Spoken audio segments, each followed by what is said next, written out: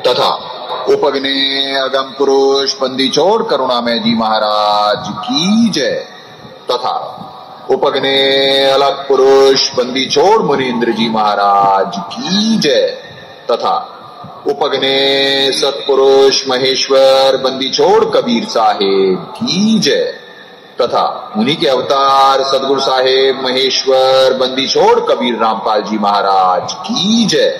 तथा सतपुरुष जी अंश परम अक्षर पुरुष परमेश्वर बंदी छोड़ कबीर देव जी महाराज की जय।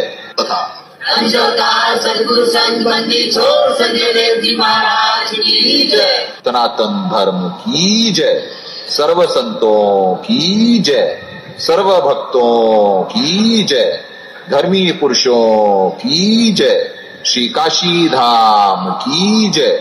श्री करौथा धाम की जय। श्री बरवाला धाम की जय। श्री पलाखी धाम की जय। गौवंश की जय। सत साहेब नमो नमो सतपुरुष गुरु नमस्कार गुरु के नाई सुर नर मुनि जन साधवा संतों सर्व सुधी नाई सतगुरु साहेब संत सब दंडोतम प्रणामे आगे पीछे मर्द हुए जिनको जा कुर्बान निराकार निर्विषम काल जान बंधन निर्लय कमल जलीर गुणान अगल अनुपदे स्वर्ण गुणान सोहम सोति समाकम सकल समान उदय अम्बे परवाह था वार पार नहीं मत तुम ग्रीव जो सुमर सिद्ध होई गणनायक गणता ना करो सोई पारस पद परवाना आज गणेश मनाओ गणनायक देवन देवा चरण कमल लो नाओ आदि अंत कर सेवा ब्रह्म शक्ति संगीता मृग सिद्धाता सोई अविगत गुण अजीतम सत्य पुरुष निर्मोही जगदम्बा जगदीश मंगल रूप मुरारी तन मन भक्ति मुक्ति भंडारी सुर नर मुनि जन जावे ब्रह्मा विष्णु महेशा शेष सहस मुख गावे पूजय आदि गणेशा इधर कुबेर सरीखा वरुण धर्म राय जावे समर्थ जीवन जी का मन इच्छा कर पावे 33 कोटि अधारा जावे सहस 88 उतरे बहुजन पारा कटे युग की फांसी 33 कोटि अधारा जावे सहस 88 उतरे बहुजन पारा कटे युग की फांसी सत साहेब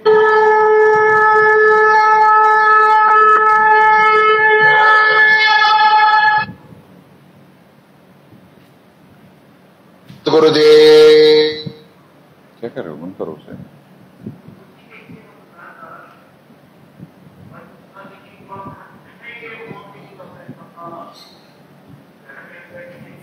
पुण्यात्माओं, 2 दिन से गीता जी नहीं हो पाई उतनी जितना होना चाहिए था, तो आज गीता जी करवाएंगे परमात्मा। टेक्निकल इशू निरंतर चल रहे हैं, हम प्रॉब्लम सॉल्व करने की कोशिश करते हैं, और क्योंकि भगत भी कम है, बाहर भी सेवाएं ज़्यादा रहती हैं, कुछ चीज़ें ऑन द वे हैं, मंगाई हुई हैं, तो बहुत जल्द ही आपको बिल्कुल टेक्निकली साउंड भी जैसे साहब दया करते थे ऊपर से नज़र आता था वैसे ही आएगा। सब सारी चीज़ें, क्योंकि हम पे लाइव गेम में दबाव बहुत होता है। अब यहाँ पे इंटरनेट की समस्या की वजह से भी कुछ चीज़ें वीडियो नहीं हो पा रही हैं, जबकि परमात्मा ने दया करी है, बहुत बढ़िया स्पीड है यहाँ पे, पर फिर भी उसके बाद भी चूंकि ये आध्यात्मिक खेल है, नकारात्मक शक्ति निरंतर प्रयास कर रही होती है कि हम सक्सेसफुल ना होने पाएं, या इंटरप्शन लगातार रहती है। तो भक्ति की शक्ति से वो इंटरप्शन दूर हो रही होती है, तो भक्ति बढ़ाने के अलावा और कुछ नहीं होता है। पुण्यात्माओं, ये लोक जैसा नजर आ रहा है, जैसे परमात्मा ने सत्संग में बताया कि बकरा कसाई को देखता, कसाई आता है, उसे प्यार करता है, हाथ हिलाता है और वो मांस चेक कर रहा होता है। तो ऐसे ये लोग जिसके पास धन है और वो है, उसे तो बहुत अच्छा और भोगने की जगह है और बहुत मजा सा आ रहा होगा, पर उसके पिछले पुण्य सा हैं। जैसा है ये लोग वैसा, जैसा दिखता है वैसा है नहीं। ये तो जब तक पुण्य चल रहे हैं, शरीर में जान है, तब तक ही अच्छा लग सकता। जहां पाप का दौर शुरू, तुरंत मालूम पड़ जाएगा आटे दाल का भाव, जो होने वाला है। तो निरंतर नकारात्मक शक्ति यहां पे झूठ, षड्यंत्र, इतिहास मिटाना, यहां पे और कुछ है ही नहीं। टोटल झूठ की नाव, क्योंकि ऊपर से खेल चला हुआ है ना। खेल यथा राजा तथा प्रजा, जैसा राजा होगा वैसी प्रजा होगी। तो वर्तमान में आपको कलयुग में क्या लग रहा है, बड़े नेक राजा। इसी वजह से तो ये लोकतंत्र नाम की बीमारी जाने वाली है कि अंधे की बात पकड़ी अंधे ने। ये विकारी लोगों का समूह कोई राजा चुनेगा, और चुनेगा तो अपने जैसा ही चुनेगा, उन्हें अपने जैसा ही अच्छा लगेगा। और जैसा चुनेंगे, जब उन्हीं के साथ उनके पिताजी होते जो चुन रहे होते, यानी मक्कारी में, तो उनके साथ कौन सा न्याय हो जाएगा। तो ये टोटल झूठ की नाव वाला लोक है और इतिहास हमेशा मिटाया जा रहा होता है। साहब ने 1398 टू 1518 तक परमात्मा ने दया करी, 120 साल पृथ्वी पे। उसी समय ग्रंथ लिपित करवाए, उसी समय सब सारी लीलाएं। इतना पुराना इतिहास भी नहीं है जब उसको मिटाने का प्रयास हो सकता है। तो आप समझ जाएं, बिल्कुल ही उसे मिटाने का वो हो सकता है। और जीव को यही नहीं मालूम कि उस समय क्या क्या लीला हुई थी। जब परमात्मा की लीलाएं जीव देखेगा तो उसे बाकी जो अवतारों की लीला वो तो कुछ है ही नहीं। उस लीला के सामने तो कोई लीला, खैर वो पूर्ण परमात्मा की लीला है और एक देवताओं की लीला है, जमीन आसमान का ही अंतर होता है। पर जिनका महिमा मंडन करा गया है उनकी तो कुछ है ही नहीं लीला। और जिनकी होना चाहिए था महिमा मंडन, जगत का पेख ना पेखा, धनी का नाम ना लेखा। तो पुण्यात्मा बड़ा खतरनाक लोक है। आप जैसा दिख रहा है वैसा है नहीं। पुण्य पुण्य सबने लगभग भोग लिए हैं, पाप का दौर शुरू होने वाला है। इस देश को तो खैर बचाया जा रहा है, नहीं तो अभी तक बहुत कुछ हो चुका होता। और निरंतर षड्यंत्र चल रहे हैं। षड्यंत्र क्यों चल रहे हैं यहाँ पे दबाने के लिए? क्योंकि यहीं से सतभक्ति स्टार्ट होनी थी। तो सारे विश्व के राक्षस, चाहे इसी देश के राक्षस हों और चाहे सारे विश्व के राक्षस हों, सब इस पे लगे हुए हैं कि कैसे इसे गिराया जाए, कैसे इसे दबाया जाए, डाउन करा जाए। परमात्मा दया कर रहे होते हैं। श्रेय तो हमेशा जो वर्तमान का अधिकारी होता है उसे मिल रहा होता है। पर इसीलिए सदगुरु साहिब की वाणी में है कि खेलत गुफ्तार से भंजन सब फोकट फैन। ये फोकट महिमा जिनकी बनी हुई है जाने वाली है। क्योंकि तत्वज्ञान से जब जीव परिचित होगा तो मालूम पड़ेगा कि परमात्मा ही बचा रहे होते हैं, जीव निमित्त मात्र होता। यहां तो क्रेडिट सीकर्स हैं, यानी श्रेय लेने की होड़ होती है यहाँ लोगों में। करेंगे कुछ नहीं और उसके बाद भी यानी कि पिछले पुण्य चल रहे होते हैं, पुण्य भोगे जा रहे थे। ऐसा नहीं कि परमात्मा की वो जो वर्तमान के अधिकारी होते परमात्मा को, परमात्मा के तो सारे बच्चे ही होते हैं। परमात्मा तो सबका भला ही चाहते हैं। पर rule is rule, rule is rule. सदगुरुदेव जी ने सत्संग में ऐसे ही शब्दों का प्रयोग करा, रूल इज रूल। तो परमात्मा का विधान भी विधान है ना, वो अटल है, वो टल नहीं सकता। तो अब एक जीव उसमें चेंज करने का प्रयास कर रहा होता है, उसे खेलने का प्रयास कर रहा होता है। तो बताओ जीव की औकात क्या है? आपको बताया गया कि हम बहुत उन्नत विज्ञान देखने वाले हैं भविष्य में, यानी अभी बहुत जल्दी। और बहुत उन्नत विज्ञान में है हम, ये तो कुछ भी नहीं है, ये यहां का विज्ञान है क्या? जब मालूम पड़ेगा कैसे सारी पृथ्वी कंट्रोल कर ली गई, ऑलरेडी कंट्रोल्ड है ही, ये ऑलरेडी कंट्रोल्ड है ही, पर वो सिस्टम किसी के समझ में नहीं आया है। अब वो सिस्टम विजिबल हो जाएगा, दिख जाएगा, सिर्फ इतना फर्क होगा। क्योंकि जो निर्धारित वक्त आने पे परमात्मा कहे हैं ना, पवित्र कबीर सागर में दिखाए भक्त समाज को कि जब तक 5505 नहीं होगा तब तक मेरा ये वचन ऐसे लगेगा जैसे कि सच नहीं है, पर 5505 होने पे मालूम पड़ेगा। तो 5505 होने वाले हैं सितंबर में, 6 सितंबर को, तो मालूम पड़ना शुरू हो जाएगा। और अभी मालूम पड़ना शुरू हो जाएगा क्योंकि एंड फिनिशिंग पॉइंट चल रहा है ना। तो यहां दबाव पूरा है, पर दया परमात्मा की जो भक्ति करवाने अपनी नौकरी करवा रहे हैं, तो दया, इससे ज्यादा दया कोई एक्सपेक्ट भी नहीं कर सकता है कि जब भक्ति हो रही है तो यही दया है परमात्मा की। परमात्मा भक्ति करवा रहे हैं, अपनी चाकरी में निमित्त बना रहे हैं। हम कछुए की स्पीड से ही आगे बढ़ रहे हैं, पर परमात्मा आगे बढ़ा रहे हैं। जो अपने आप को खरगोश समझते थे, उनकी दुर्गति का वक्त शुरू है।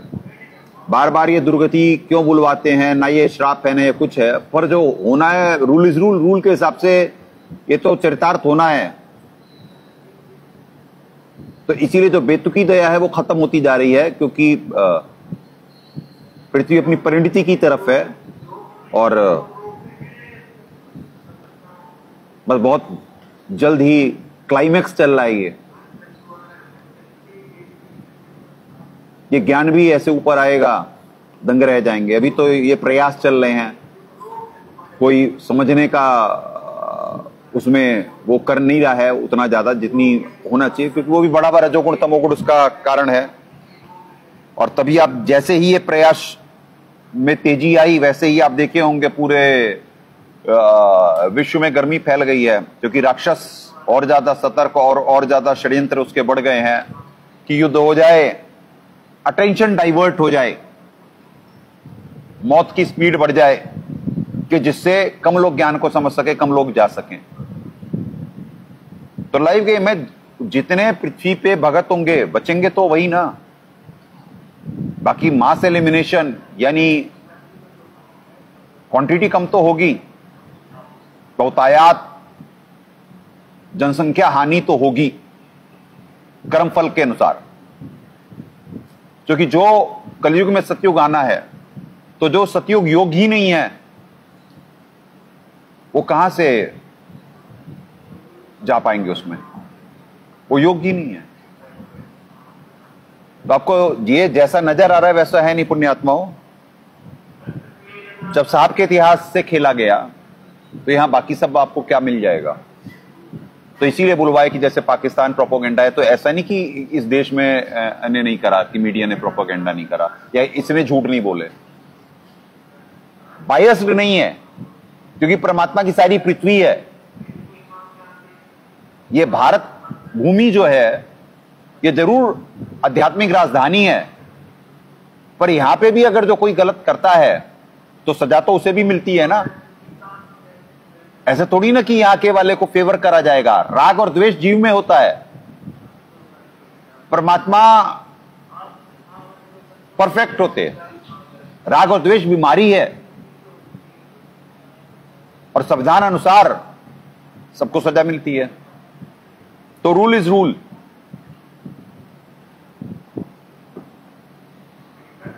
जिसने जैसा करा है वो वैसा दंड तो पाएगा।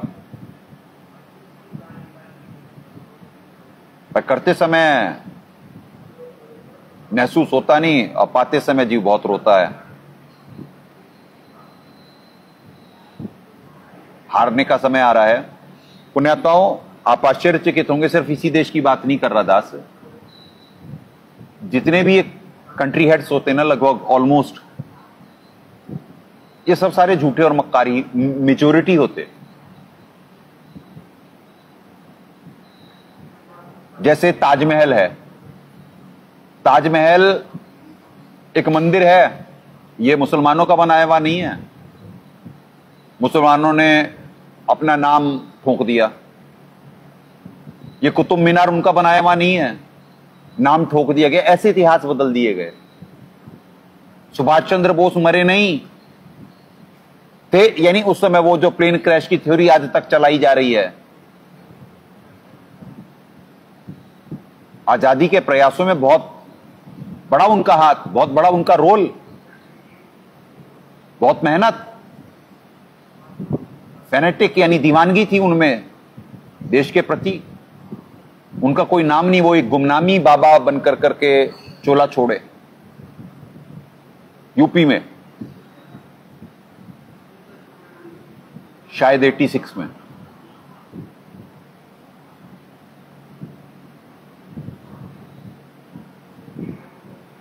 पर किताबों में मृत्यु है, क्या क्रेडिट मिल रहा हूं? नहीं। पिछली नहीं दे पाई सरकारें, नई कहां से दे देंगी? सबकी इंटरनेशनल मजबूरी है। ये अभी सबको मोदी जी बड़े अच्छे लग रहे हैं, प्रधानमंत्री, क्योंकि जो देश के साथ अच्छा हो रहा है ये तो करवाया जा रहा है, परमात्मा ने बुलवाया। पुण्यात्माओं, गीता जी में इतना गूढ़ विज्ञान है, आत्मा को अकर्ता कहा गया। यानी एक ग्रंथ, दास बार बार इसकी क्या महिमा गाए, क्या परमात्मा को कि परमात्मा की कितनी दया, जो द्वापर के अंत में ये पवित्र ग्रंथ आ गया, इतने श्लोकों में परमात्मा दया कर दिए।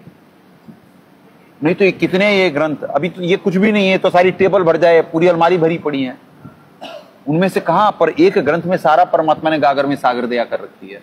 तो उसमें आत्मा को अकर्ता कहा गया है। जो अच्छे कार्य होते आत्मा गुणों का संग कर सकती है, वही इसकी अच्छी बुरी योनियों का कारण होता है। गुणों का संग मतलब सतगुण, रजगुण, तमगुण, 3 गुणों होते हैं, उनका संग कर सकती है। जैसे सतोगुणी हो रहे हैं तो कर्ता उस समय सतोगुणी है, यानी विष्णु जी की किरणें हैं, प्रभावित हो रहा है, कर्ता वो है। पर क्या कहते हैं, उस गुण के कारण वो है, यानी उस गुणों के कारण वो कार्य हो रहा है। कर्ता तो पूर्ण परमात्मा है, और कारण जो है वो सतोगुण की वजह से उस समय जीव निमित्त बन पा रहा है, उसकी आत्मा ने सतोगुण का संग करा। ये आपको बहुत गूढ़ चीज समझाई जा रही है, पता नहीं आपके कितनी समझ पाएगी, यानी जो पीएचडी के स्टूडेंट हैं उन्हें समझ में आएगा, जो भी स्टार्टर्स हैं उन्हें बिल्कुल नहीं समझ में आएगा। जैसे दास एक कुछ समय पहले एक संवाद हो रहा था एक भगत जी से, तो कि भगत तो लगभग सारे नास्तिक भी, हम तो भगत जी ही कहते हैं सबको। वो बात अलग है कि जीव नास्तिकता की तरफ बढ़ चुका है और वो फिर विज्ञान ले और अपनी अडबट ले, तो उसे समझ में नहीं आ रहा था। तो दास ने कहा कि आप की बुद्धि की इतनी क्षमता नहीं कि जो दास कहना चाह रहे वो आप समझ पाए, इस वजह से आप अटक रहे हैं। तो बुरी लग जाती है बात, सत्य कड़वा ही होता है। तो वही वाली बात की जो दास एक्सप्लेन कर रहा है, ये पता नहीं कितनों को समझ में आएगा या अभी, पर धीरे धीरे ये सबको समझ में आना शुरू होगा। और बुरे कार्य महाकाल जी करवा रहे होते हैं, अच्छे कार्य परमात्मा करता है, बुरे काल महाकाल करवा रहे होते हैं। आत्मा दोनों स्थिति में, अच्छे और बुरे में अकर्ता ही है, पर उसकी आत्मा जिन गुणों का संग करी उसका कर्म फल जरूर भोगेगी। आपने रजोगुण और तमोगुण ये पाप हैं और सतोगुण पुण्य है, ये इकट्ठा करना है आपने। ये ऊर्जा का खेल है, सतोगुणी ऊर्जा इकट्ठी करनी है आपने, और जैसा खाए न वैसा होगा मन। सतोगुणी आहार भी है, गीता जी में लिखा हुआ है। सतोगुणी व्यवहार यानी संत स्वभाव कैसा होता है वो भी लिखा हुआ है गीता जी में। अब रजोगुणी तमोगुणी व्यवहार, दान, भोजन सब लिखा हुआ है गीता जी में। समय, तमोगुण कब जाता हो, यानी सब सारी चीजें हैं, ज्ञान विज्ञान सब कुछ इसमें है कंप्लीट। इसीलिए आपको स्टार्टिंग से कराया गया कि आपको एक एक वो समझाएगा, क्योंकि कॉन्सेप्ट वाइज समझाएंगे तो गीता जी आपके कभी ओवरऑल नहीं समझ में आएगी। कॉन्सेप्ट पर आपको मालूम पड़ेगा कि हर अध्याय में दया है, हर अध्याय में दया है। इतना गूढ़ ज्ञान है। पूर्ण परमात्मा के बारे में कितने श्लोक हैं आपको दिखा दिया गया कि कितनी शक्तियों के बारे में गीता जी में ही वर्णन है। आज तक क्या समझ रहे थे हम, ओम तत्सत, इससे ज्यादा कुछ है ही नहीं। दिख गया ना। 3 माया 3 है, ये आपको मालूम था क्या? नहीं था। आपको दिखला दिया गया कैसे कोड में 7 अध्याय 7 श्लोक 4 और 5 में ही है, 2 श्लोक में ही 3 माया, पर नहीं जीव समझ पाए। कोड है क्योंकि सारे। अब इष्टदेव भी लिखे हुए हैं, कर्ता भी लिखे हुए हैं, शैतान का भी जिक्र है, सब कुछ है, पर समझ नहीं पाया जीव। क्योंकि समझाने वाले को जब परमात्मा निमित्त बनाएंगे निर्धारित वक्त पे, तब जीव समझ पाएगा, क्योंकि उसकी बुद्धि का रिमोट किसी के हाथ में और जीव की यंत्र है। अब ये बातें चली हैं पीएचडी की, बड़ी इंटरेस्टिंग है, कैसे ये सारा खेल चल रहा है, क्या वेद का तात्पर्य है।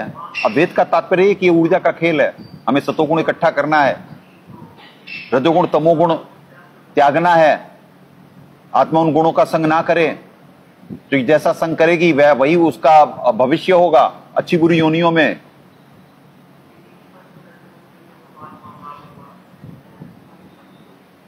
क्या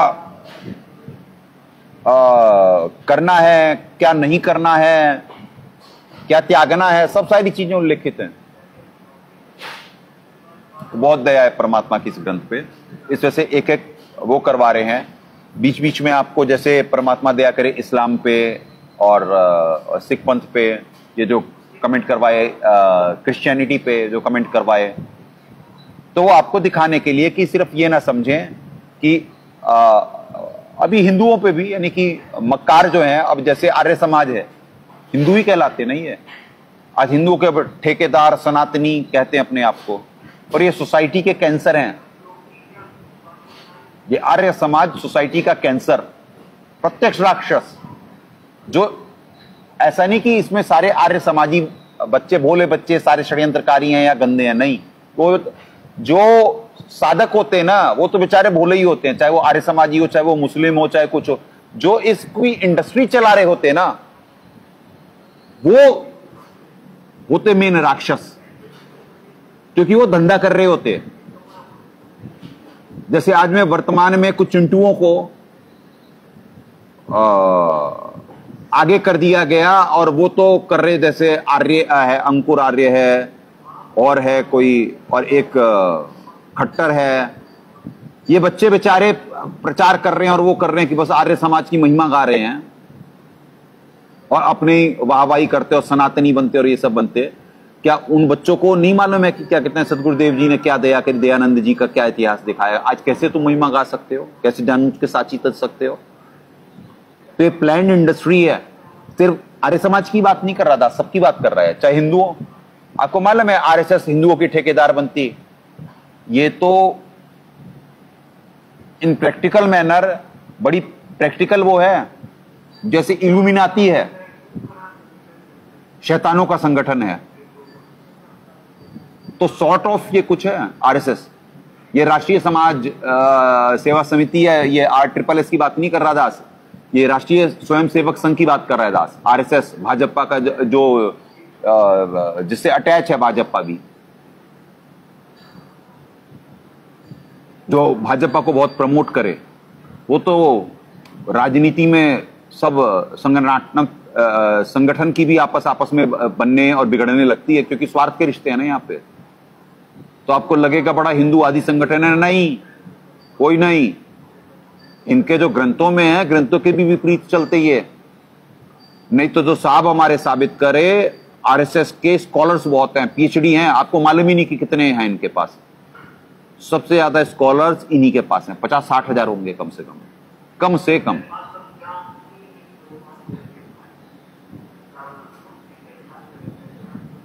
पर इस ज्ञान को रिजेक्ट कर करके कि कैसे कर सकते, क्योंकि शैतान से प्रभावित हैं ये भी।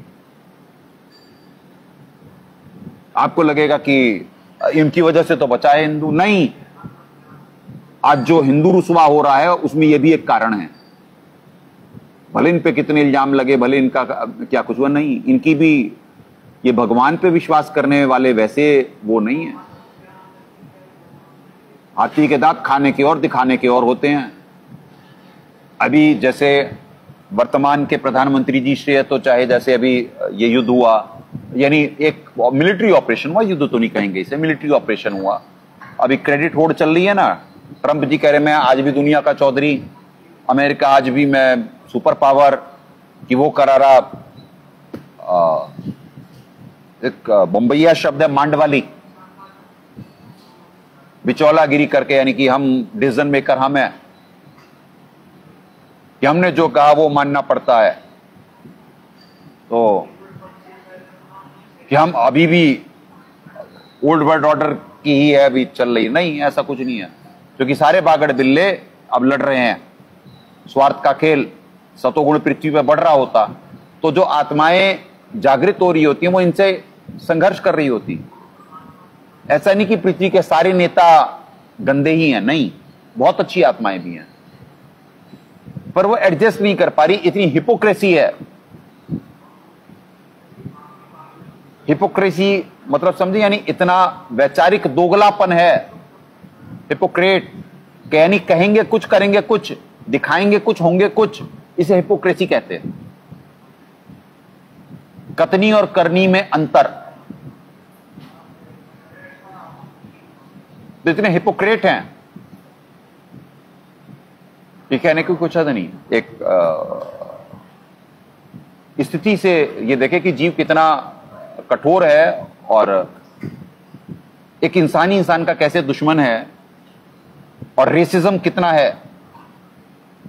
जॉर्जिया मेलोनी है इटली की प्रधानमंत्री, उन्होंने जिक्र करा उपनिवेशवाद का, कि फ्रांस ने एक अफ्रीकन कंट्री है, वीडियो अवेलेबल है, शॉर्ट वीडियो ही है, वहां से फ्रांस वो सोना निकालते हैं वो, और वो बहुत गरीब है, बहुत गरीब मतलब बहुत ही गरीब। बुरुंडी है शायद उस देश का नाम बुरुंडी है, एग्जैक्ट ध्यान नहीं आ रहा, कुछ दिन पहले देखा था। वहां इतनी गरीबी है क्योंकि सारा फ्रांस ने कैप्चर कर रखा है। और फ्रांस की हालत देखो, फ्रांस क्या, पेरिस,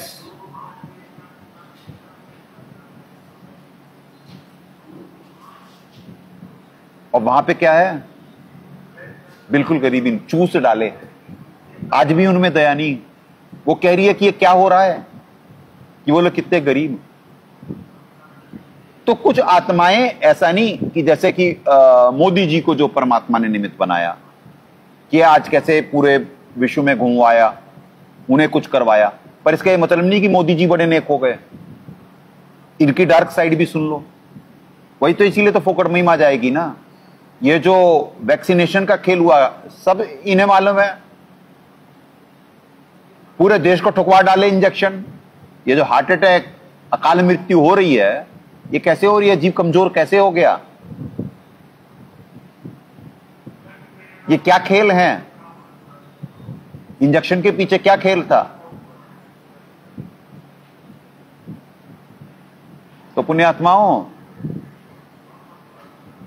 ये नहीं है ऊपर कुछ लोग दुनिया चला रहे होते, कुछ मजबूरी में कार्य करने होते, कुछ सर्च कर रहे होते, क्योंकि आम इंसान को आम नहीं मानते, क्योंकि ये भी डरते हैं बहुत। ये सारे जितने बड़े बड़े होते बहुत डरपोक होते हैं, ये भी डरते हैं।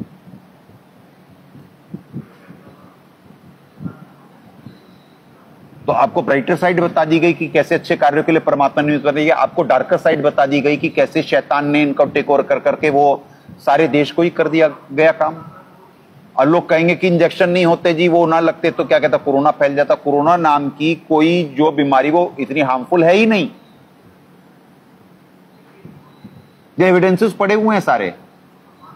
उस समय तो इस देश के साथ भी षड्यंत्र था, और कुछ लोग यानी यहां की भी इकोनॉमी डाउन करना और वो सब करना, मास एलिमिनेशन पूरे वर्ल्ड से होना था। शैतान की बहुत बड़ी चाल थी, पर जो परमात्मा सतोगुण का उत्पादन करवा रहे थे, तब से लगातार चालें फेल होती आ रही हैं। तो ऐसा नहीं यहां पे सबको ही कार्य करने में दिक्कत है। शैतान को अच्छी आत्माएं रोक रही होती हैं, जो शैतान के रिप्रेजेंटेटिव होते हैं। और सबसे बड़ा शैतान पूरे वर्ल्ड का इस समय जो वो अमेरिका ही है। खाली अमेरिका ही नहीं, ये यूरोपियन का ही नहीं बताया, वहां तो बहुत शैतान की उपासना खुलेआम। बीच में तो अभी शपथ बंद हो गई थी, भगवान के नाम पे शपथ नहीं थी। और ये यूरोप में, अमेरिका में, सब जगह हो गया था ये। तो तभी आपको कह रहा है कि इस देश में भी ये नहीं कहें कि ये हिंदू है या मास में, और हिंदू बड़ा भोला है और हिंदू में ऊर्जा बहुत है।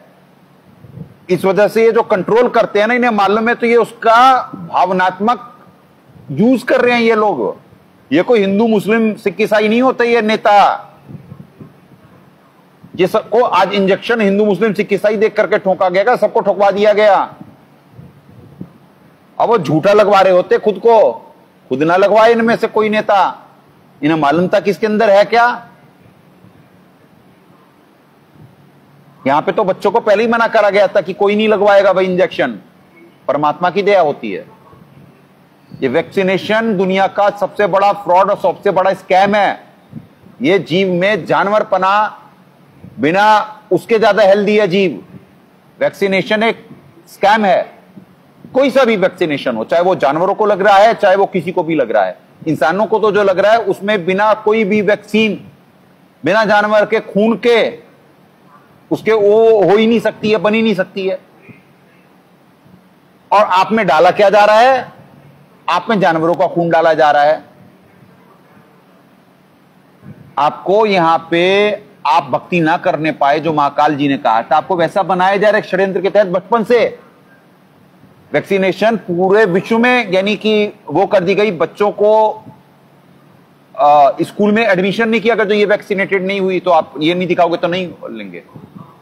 ये रूल्स ऐसे बनाए गए हैं। आपको पता है कि इसी देश में पूरे विश्व का एक यही कंट्री है, इसी सरकार में हुआ वर्तमान की, कि मेलामाइन मिलाकर के दूध दिया जाता है इस देश में। जो दूध दही की जहां नदियां बहती थी, दूध दही घी की ये कहा जाता था कि क्या देश है ये, बहुत आयात। वहां पे रिफाइंड और चर्बी वाला घी अब मंदिरों में भी चढ़ गया, उसी में प्रसाद बने।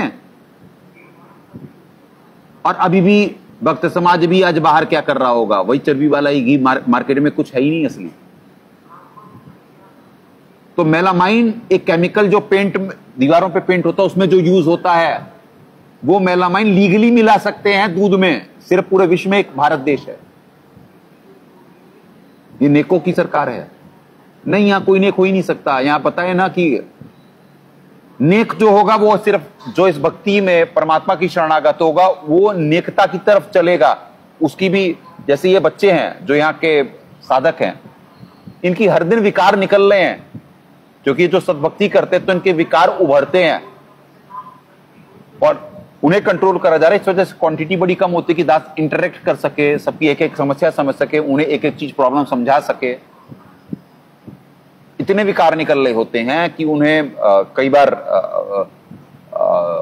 बार क्या, यानी कि एक प्यार का एक दौर रहा, फिर डांट का रहा, फिर मार का भी रहा। कंट्रोल करना पड़ता है, समझाना पड़ता है कि बिन भय हो तो न प्रीत। कई बार ज्ञान से भी बात नहीं बनती, पर उद्देश्य सिर्फ काटना ही हो रहा होता है, कि उनकी बीमारी खत्म करना ही हो रहा होता है। परमात्मा की वाणी है, जे कोई भक्ति करे कपट की ताको भी अपनाऊं, सामदान दंड भेद से सीधे रास्ते लाऊं। परमात्मा के मिशन में नेगेटिविटी नहीं है, धोखा नहीं है, हो ही नहीं सकता है, क्योंकि यह परमात्मा का मिशन है। शैतान में है ये धोखा। पर मालिक की वाणी है कि जो भक्षकता का विश्वासा, जो रक्षकता से रहे उदासा। जो जीव का अहित कर रहा है उस पर तो विश्वास है, और जो जीव का भला चाह रहा है उससे उदास है जीव। जो धोखा दे रहा है उसके फैन है यहां पे, और जो वाकई में भला चाह रहा है उससे नफरत हो रही। ओहो, सेंसिटिविटी नहीं है पुण्यात्माओं, इनसेंसिटिव लोग हैं। साधो ये मुर्दों का गांव। बहुत बार 84 लाख योनियां जीव भोगा हुआ होता तो उभर रही होती वो 84 की योनियों के विकार, बहुत सारे होते, वो विकार निकल रहे होते, उभर रहे होते। यहां इंद्रियों पे संयम करना, एक वेल डिसिप्लिन दिनचर्या है, सारा परफॉर्मेंस टाइम बेस्ड है, लगातार एक ही जैसी क्रिया सालों से कराई जा रही है, तो इतना आसान नहीं है। ये गुरु ज्ञान विज्ञान वाणी जीवित ही जग में मरो, जीवित जग में मारने की प्रक्रिया में जीव है। जिस मरने से जग डरे मेरे मन आनंद, कद मरहूं कद पाऊं पूर्ण परमानंद। तो भक्ति मार्ग डिफरेंट है, सत भक्ति मार्ग। दुनिया मरने के लिए, मरने से डर रही होती है, और साधक के लिए क्या वाणी है? जिस मरने से जग डरे मेरे मन आनंद, कद मरहूं कद पाऊं पूर्ण परमानंद। मैं उसकी तैयारी कर रहा होता है कि अंत समय जब मरने की तैयारी जीव स्टार्टिंग से कर रहा होता है कि अंत समय में मेरी आत्मा किन गुणों का संग करे कि जिससे मैं मरूं और पाऊं पूर्ण परमानंद, उस मोक्ष स्थान पे पहुंच जाऊं। यानी यहां पे अभी जो जीव की है आध्यात्मिक यात्रा, वो तो सचखंड तक की है, और जो सचखंड से आए हैं उनकी सतलोक है। तो पुण्यात्माओं सबकी डेस्टिनेशन है। तो जीव यहां पे मरने के लिए जो भगत होगा वो यहां तो जीवित मरेगा, और अपने उस परमानंद का वो टारगेटेड होता कि यार कि वो परमानंद पाना है, तो ये चोला जब छोड़ेंगे तभी तो मिलेगा। पर ये योग युक्त होकर चोला छोड़ा जाता है, ऐसे दर्दनाक मौतों से नहीं जैसे आपको बताया गया, चाहे हजरत मोहम्मद हो, चाहे हजरत ईसा हो, चाहे गुरु गोविंद सिंह जी हो, चाहे रामचंद्र जी हो, चाहे कृष्ण जी हो। रामचंद्र जी अवतार, और इन हार्श वर्ड्स कहा जाएगा, यानी कठोर शब्दों में तो कहा जाएगा तो डूब के मरे। डूब के मरना क्या बहुत अच्छी बात है। क्या शब्दों का प्रयोग करा, क्या गया शब्दों का प्रयोग करे कि जल समाधि ली। रामचंद्र जी ने जाकर के सरयू नदी में जल समाधि ली। यह आत्महत्या नहीं है? बताएं, परमात्मा के संविधान अनुसार इससे बड़ा कोई पाप नहीं है। तो आपको मालूम नहीं कि यहां पे जो अवतार आते, माया के गोविंद आते, वो कितने मजबूर हैं। महिमा तो बना दी गई, पर वो कभी भी यहां पे आकर के सुख चैन से नहीं जी पाए। ना रामचंद्र जी, ना कृष्ण जी। कृष्ण जी तीर से लग कर करके मरे, तड़प करके मरे। तो जब उनकी भक्ति करने वालों का क्या होगा? नाशवान की भक्ति करेंगे तो उनके कैसे कष्ट दूर हो जाएंगे। जैसे अभी वर्तमान में उदाहरण लें, प्रेमानंद जी हैं, बहुत इस समय वायरल हैं, बहुत लोग अच्छा समझते हैं। आपको उनके स्वभाव से भी परिचित कराया गया कि जो शास्त्र में मनमाना आचरण कर रहा है वो नेक नहीं हो सकता है। उन्होंने कैसे प्रदीप जी के प्रति बोला, जबकि शास्त्रों में प्रमाणित है प्रदीप जी गलत नहीं बोल रहे थे, पर चूंकि वो भी डर कर करके उनके लिए भी धंधा है, वो कौन से सही रास्ते पे हैं, वो झुक गए, मांग ली माफी। तो नेक नहीं हो सकते ये जो शास्त्र में मनमाना आचरण करते हैं। राक्षस स्वभाव क्यों गीता जी में लिखा हुआ है कि राक्षस स्वभाव को धारण कर वे मनुष्यों में नीच, मुझको भी नहीं बसते। गीता ज्ञानदाता महाकाल कह रहे वहां पे भजना, शैतान तो शापित है, वो तो उसे तो बचा जाएगा ही नहीं। वहां पे गीता ज्ञान दाता ब्रह्म की बात कर रहे हैं, यानी कि ब्रह्म की भक्ति भी नहीं कर रहे, क्योंकि वो उनके माता है। और भक्ति स्टार्ट है यहां पे ब्रह्म से, शास्त्रों अनुसार। ब्रह्मा विष्णु महेश जी भी ईश नहीं है, ये पुराणों में साबित कर दिया गया है। उनकी गलतफहमी दूर करने के लिए महाकाल जी ही सारी ये कर रहे होते। जैसे पूर्ण परमात्मा आते हैं, किसी से परमक्षर ब्रह्म करके मिल रहे होते हैं, किसी से सत्पुरुष करके मिल रहे होते हैं, किसी सर्वोत्पादक करके मिल रहे होते हैं। वेदों में और गीता जी में आपको कुछ श्लोकों का अनुवाद सदगुरुदेव जी ने छुपाया हुआ है, उसका यथार्थ अनुवाद अपने नौकर को निमित्त बना के करवाएंगे। पहले तो परमात्मा बैकग्राउंड बनवा देते कि जीव देखने लायक हो जाए, फिर यथार्थ अनुवाद जब उन श्लोकों का अपने दास को निमित्त बनाएंगे तब आपको समझ में आएगा कि ये श्लोक कितना गहरा था। 15 अध्याय का 1 से लेकर 4 तक श्लोक कितने गहरे हैं, जो साहब ने अनुवाद करें वो छुपाया हुआ है। वो इतना गहरा अनुवाद है, आपको जब अनुवाद दिखाया जाएगा कर करके तो आप हैरान रह जाएंगे कि सदगुरुदेव जी ने इतना छुपा लिया, और इन शब्दों में ही इतनी महिमा थी, इतना विज्ञान था छुपा हुआ, इतना गूढ़ ज्ञान छुपा लिया गया था सदगुरुदेव जी ने, सबके सामने रखा हुआ था, किसी को नजर नहीं आया। तो शब्द का खेल है, शब्द है वजीर, शब्द है राजे। एक शब्द मरहम रखता है और एक तलवार की तरह चोट करता है। तो शब्द की बहुत महिमा है। शब्द ब्रह्म कहा गया गीता जी में, शब्द गुरु कहा गया गुरु ग्रंथ साहिब में। तो पुण्यात्माओं, ये ज्ञान और प्रेम का मार्ग है, इसमें आपकी आत्मा गदगद होगी इन शास्त्रों के जो भेदों से परिचित होकर के, जिनका भक्ति करना उद्देश्य है। बाकी बकवादी लोग तो पुण्यात्माओं आप जानते हो, जिनका भक्ति करना उद्देश्य नहीं है, वो तो सिर्फ बकवास करेंगे। तो इसी वजह से तो मास एलिमिनेशन होना है, यानी एक जनहानि होनी है बहुत बड़ी पृथ्वी पे,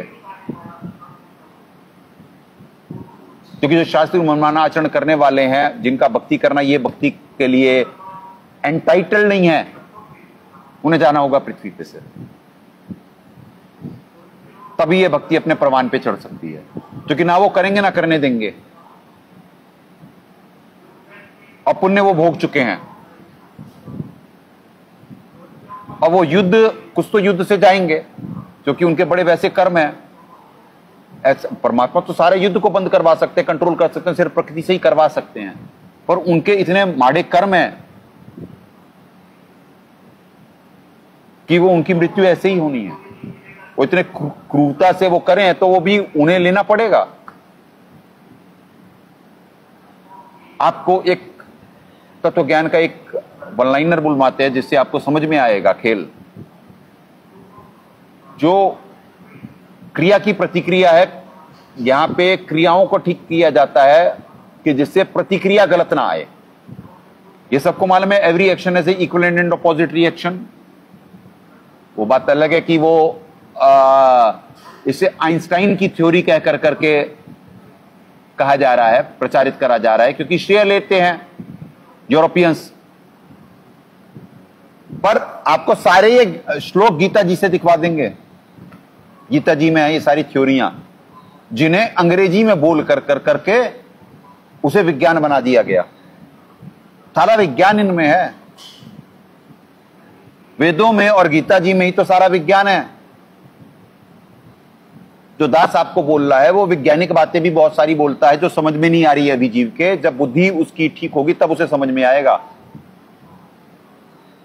तो यहां पे जो क्रिया की प्रतिक्रिया आती ही आती है, इक्विवेलेंट एंड अपोजिट रिएक्शन होगा। जैसा आप बोले वो काटने को मिलेगा, यह है ना विधान। तो आपको आध्यात्मिक भाषा में समझ में आएगा कि कैसे वो फॉर्मूलाज हैं, वो विज्ञान बना दिया गया, उसे एक चीज बता दी गया, E = mc² बना दिया गया। एक्शन रिएक्शन का वो बना दिया गया कि जब तक कोई एक्सटर्नल फोर्स ना इंटरवीन करे तब तक वो वैसे मोशन वैसे ही चलता रहेगा। तो ये सारे जो है, ये सारे गीता जी में ही तो है, ये विज्ञान है, ये परमात्मा का संविधान है। तो ऐसे ही जो दास बाहर की फोर्स है, 10वें श्लोक का नहीं है, तो प्रारब्ध चेंज करने में निमित्त बनता है। सदगुरुदेव जी बाहर की फोर्स हैं, इस श्लोक के नहीं है, तो वो जो आते हैं वो तो भाग्य चेंज कर देते हैं, वो तो मालिक हैं। क्योंकि एक बात दास बार बार बोलता है कि भैया सदगुरुदेव जी के वेश में पूर्ण परमात्मा कब आएंगे कब जाएंगे कोई नहीं बता सकता है। सदगुरु साहिब एक शरीरा, जिसे यंत्र का फॉर्मूला मालूम है, वो सदगुरु और साहब में भेद नहीं करेगा। सदगुरु साहिब एक है, दूजा भ्रम विरोध। इसीलिए वाणियां निर्देशित करनी, क्योंकि जीव कभी भी डिफरेंशिएट नहीं कर सकता है कि कौन है समय। और ऐसे चाहे सतपुरुष जी, सदगुरुदेव जी हो हमारे, सदगुरु साहिब बंदी छोड़, कबीर रामपाल जी महाराज जी हो, वो 1 सेकंड में यहां 1 सेकंड में वहां, जी समझता हूं कि जेल में रखा हुआ है।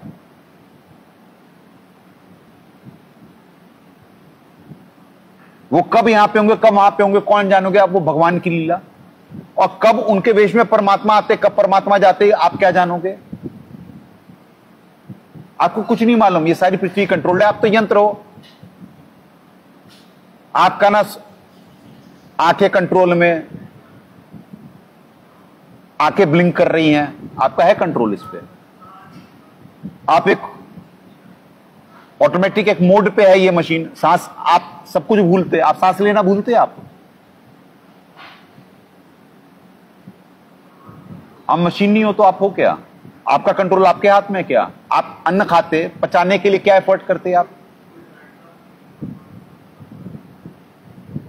गीता जी में लिखा है, गीता ज्ञानदाता महाकाल कह रहा है कि मैं ऑन द बिहाफ ऑफ ब्रह्म कह रहा है वो, क्योंकि उसका काम तो सिर्फ उसने बता दिया कि मैं उत्पत्ति और प्रलय हूं, पालन करना तो ब्रह्म का काम है ना। यहां पे जो पालन हो रहा है वो काल भगवान क्यों कहा गया? परमात्मा ने पूरे सत्संग में हमेशा काल भगवान कहा। वो महातहत है महाकाल के, इस वजह से उसे काल कहा गया, अदरवाइज सारे भगवान के गुण हैं। 12वें अध्याय में आपको दिखलाया गया। खुश हो जाओगे भगवान के गुण सुन के। हाँ यार, ये है भगवान की बात। तो वो सारा जो आप आइंस्टाइन, इसकी थ्योरी उसकी थ्योरी बोल रहे हो, वो सब यहीं से निकलता है। इसी वजह से इस देश को बचाया जा रहा होता है और फिर यहीं से फैलेगा। सारे विश्व की शक्तियां इकट्ठी हो जाएं, इस देश का कुछ नहीं बिगाड़ सकते।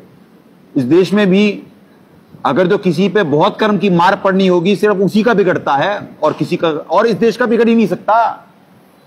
यहां पे भी तो होगी, प्रकृति की मार पड़ेगी। प्रकृति की मार तो यहां पे भी पड़नी है, मास एलिमिनेशन तो इस देश में भी होगा ना। तो आप इनके जो आपको अच्छे चेहरे नजर आ रहे हैं, इनकी डार्कर साइड भी बुलवाए। टोटल इतिहास से खेला जाता। अमेरिका चांद पे उस समय गया ही नहीं था, वो सारी दुनिया को उन्होंने साबित कर दिया और कोई नहीं बोल रहा कि ये झूठ बात थी। वो स्टूडियो में बने हुए वीडियोस थे और सारी दुनिया को कर दिया गया साबित। कोई कुछ नहीं बोलता, कोई शासक नहीं बोलता। आज अमेरिका रशिया में कोल्ड वॉर रही, उद्देश्य अलग अलग हो गया, पर क्या रशिया ने भी रिवील करा कि नहीं अमेरिका ने ऐसा नहीं करा था? नहीं। शैतानों की भी, दे ऑल आर रूलर्स। कुछ है जैसे अभी इस देश में बरवाला कांड हुआ, पक्ष विपक्ष एक, सब मुद्दों पे घेरा गया। ऐसा कोई मुद्दा नहीं जिस पे ना घेरा गया हो। आपस में एक दूसरे कुत्ते की तरह लड़ते, पर क्या इस मुद्दे पे लड़े कि भाई कि बरवाला कांड बहुत जघन्य कांड था, बिल्कुल डिक्टेटरशिप थी वो, बिल्कुल सच्चा मिशन है? कोई बोला पक्ष विपक्ष? नहीं, कोई नहीं बोलेगा, क्योंकि रूलर्स को वो एक उन्हें रूल करना है, उन्हें मास को बेवकूफ बनाना है। और आप सोच रहे हो कि लोकतंत्र, हम राजा चुनते, हम इसके फैन, हम उसके फैन, ये आपका बेवकूफ बना रहे। ये कुछ कर रहे, अरे कर रहे परमात्मा आपके लिए भला, और वो आप समझ नहीं रहे कि तो ये करेंगे क्या? जो इन्हें ड्यू क्रेडिट मिलना है वो तो मिलेगा ही मिलेगा। मिल गया ना, मोदी जी को वाहवाही हो गई ना।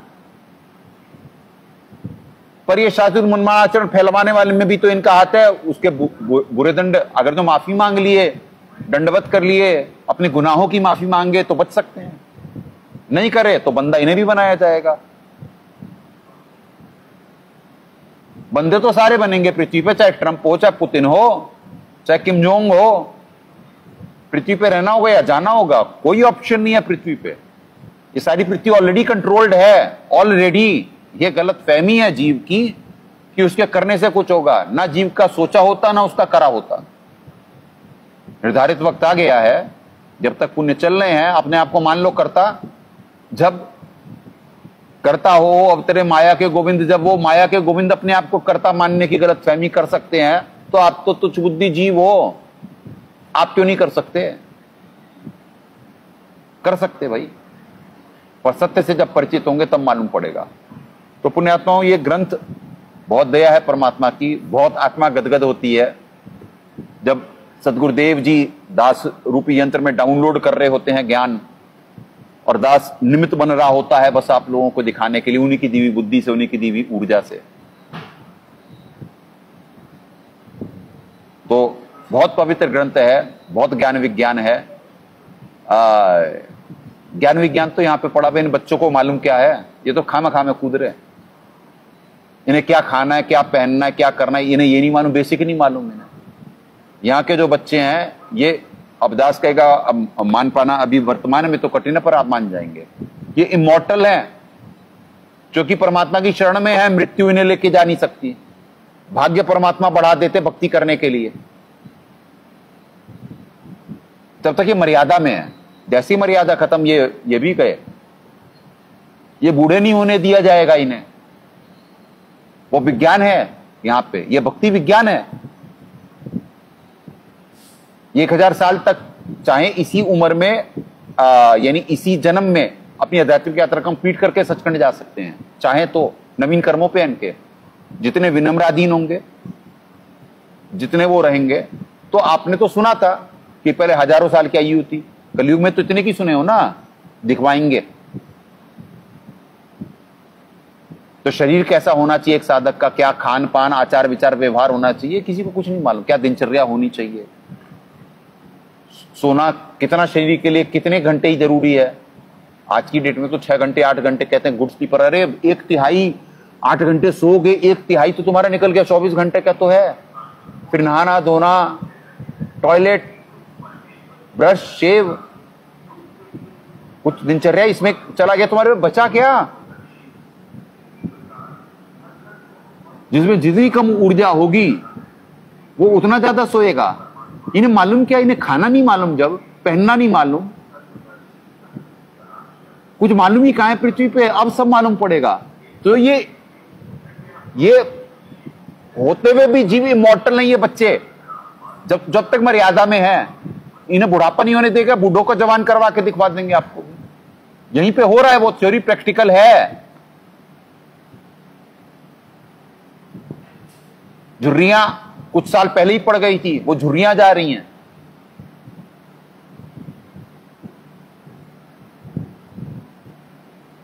बीमारियां घेरे भी थी, कोई बीमारी ही नहीं है। तो ये वो स्थान है, ये वो सद्भक्ति है। समझने वाला होना चाहिए, पेशेंस होने चाहिए, जो खत्म कर दिए गए हैं जीव में। ये शॉर्ट वीडियोस एक सोचा समझा षड्यंत्र है कि जीव का फोकस इतना लो कर दो, इतना शॉर्ट टाइमर कर दो कि जब बड़े बड़े सत्संग होंगे तो सो रहा होगा, क्योंकि उस समय पाप डाला जा रहा होता है जीव के सर पे। वो सत्संग नहीं सुन सकता, यहाँ की भी संगत नहीं सुन पाती है दास का सत्संग। जब सदगुरुदेव जी परमात्मा बरबाला में दया करते थे तो संगत ऊँग रही होती, तो सेवादार लगाए गए थे कि भाई कि वो ऊँगे ना, संगत जगाते रहते थे।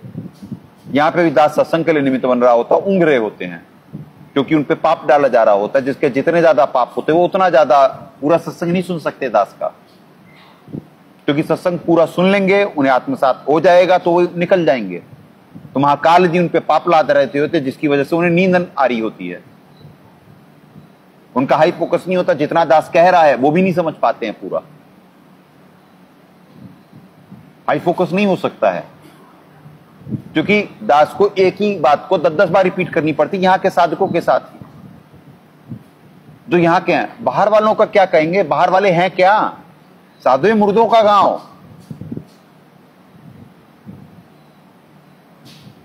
होश में तो यही बच्चे हैं, पूर्णतः तो ये भी नहीं है अभी, इन्हें भी चलाया जा रहा है। पूर्णतः होने के बाद तो बदल जाएंगे, होश में आते ही बदल जाएंगे। ये ऐसे रह ही नहीं सकते हैं। अब बाहर वाली दुनिया को तो होश में लाने में इट विल टेक टाइम। एक प्रोसेस, एक प्रक्रिया है। ये सालों से दास के साथ रह रहे हैं, जब तब जाकर के इन पे इतना दबाव है। तो बाहर से आते ही क्या एक दिन में परिवर्तित हो जाएंगे? नहीं। मालिक की वाणी है, धीरे धीरे रे मना धीरे सब कुछ होए, माली सींचे 100 घड़ा ऋतु आए फल होए। वो इसी के लिए है कि धीरे धीरे क्रिया हो रही होती है, तो उसकी प्रतिक्रिया स्वरूप अच्छा ही आएगा। अच्छा बोले वो अच्छा ही आएगा। आम बोओगे आम ही आएगा, बबूल बोओगे बबूल ही मिलेगा, और बोओगे बबूल तो आम कहां से मिलेगा? दुनिया को करा दिया गया कि नीम की दातुन बहुत अच्छी, नीम के गुण बहुत अच्छे, सुबह सुबह डालो, बासी मुंह पानी पियो, सुबह गुड होता। आपको मालूम ही नहीं है, सारे तमोगुणी लक्षण, ना इस शरीर के बारे में मालूम। ये जितने भी आपको बड़े बड़े नजर आ रहे हैं, ये वैद जो नजर आ रहे हैं, नाश कर डाला इन्होंने। अरे वैद तो एक ही हैं, दास गरीब तबीब सदगुरु बंदी छोड़ कबीर हैं। तबीब का मतलब होता है, सदगुरुदेव जी ने बताया, वैद। तो वो वैद हैं सतपुरुष जी, जिनके अवतार सदगुरु होते, वो खुद ही आते भूमिका करने, फिर उनके वेश में परमात्मा भी आते, क्योंकि परमात्मा ने वाणी कही है आगे चल के हम ही चले आवे। ये वाणी किसकी है? ऑन द बिहाफ ऑफ कही जा रही है ना साहब कबीर, पर बोल कौन रहा है? पूर्ण परमात्मा बोल रहे थे। दासीय निवेदन, जब से परमात्मा दिया करे, दास पहले से कहता था कि परमात्मा है धरती पे। कब सदगुरु साहब के वेश में परमात्मा लीला कर रहे होंगे किसी को नहीं मालूम है। और एक संध्या आरती में एक है भी, अगर जो आप उसे मानेंगे तो उसके हिसाब से सदगुरुदेव जी तो जा चुके हैं साहब कबीर। तो उसमें संध्या आरती में पढ़ाते थे कि किया सतलोक का वासी, सदगुरुदेव जी अपना नाम लेके संध्या आरती में कहते हैं कि किया सतलोक का वासी। वासी मतलब उनका वास हो गया है वहां पे। तो फिर कौन है धरती पे? कौन है धरती पे? कौन उनके वेश में लीला कर रहा होता है?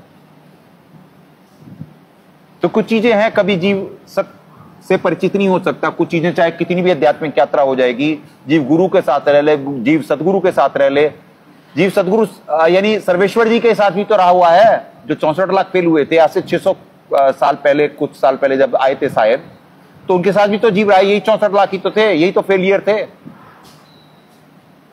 फिर सदगुरु साहब के साथ भी एक बड़ी क्वांटिटी रही है, दास के साथ भी रह रही है, पर नहीं समझ सकते आप लोग, क्योंकि आपकी बुद्धि का स्तर वो नहीं है।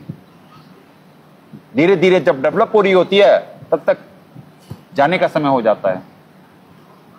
जब तक आप पूर्णतः होश में आके पहचान पाते हो, तब तक टाटा बाय बाय निकल रहे होते हैं, क्योंकि गैप बहुत होता है सेंसिटिविटी का, ईमानदारी का। दास और सदगुरुदेव जी में भी वही जमीन आसमान का गैप है। इसीलिए दास अपनी औकात में रहता है कि सदगुरु साहिब एक शरीर है, दास को कोई वो डाउट नहीं है। सदगुरु साहिब एक है, दूजा ब्रह्म विरोध, कोई डाउट नहीं है। पर ज्ञान के अनुसार आपको बताना पड़ता है कि सदगुरु अलग होते हैं, सर्वेश्वर जी अलग होते हैं, पर कब उनके वेश में लीला कर रहे होंगे सर्वेश्वर जी आप नहीं कर सकते। इसी वजह से कहा गया कि एक एक शरीर मानव, पर होते अलग अलग हैं। क्योंकि सदगुरु होते सतपुरुष जी और पूर्ण परमात्मा अनामय लोक में रहते हैं। पूर्ण परमात्मा सर्वेश्वर साहिब सतसुकृत जी महाराज हैं, सदगुरु होते साहिब कबीर। अब सदगुरु संत होता, अब वो संजय दास ही है अभी वर्तमान में।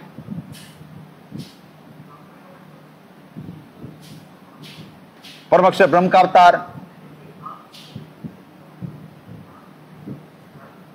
अब उसमें भी क्या कहा गया, जैसे आपको सदगुरु और सर्वेश्वर जी का भेद बताया गया, उसमें भी क्या गया, आवाज आवे सो हंसा कहिए, परमहंस नहीं आया रे। परमहंस किसे कहा गया? परमात्मा ने कहा सचखंड में आत्मा हंस और परमहंस परमात्मा।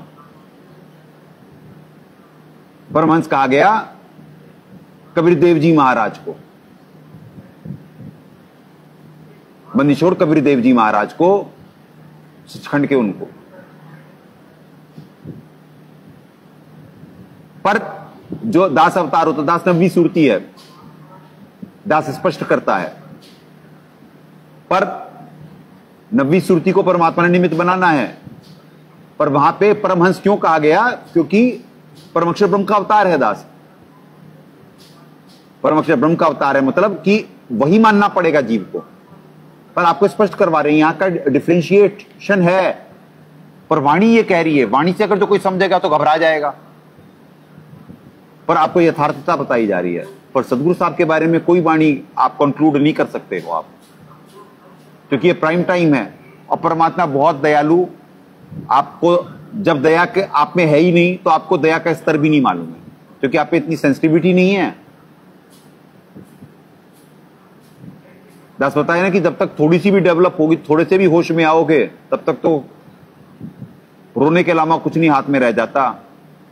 कि परमात्मा गए, सदगुरु साहब गए, अब संत के भी जाने का समय हो जाता जब तक समझ पाते।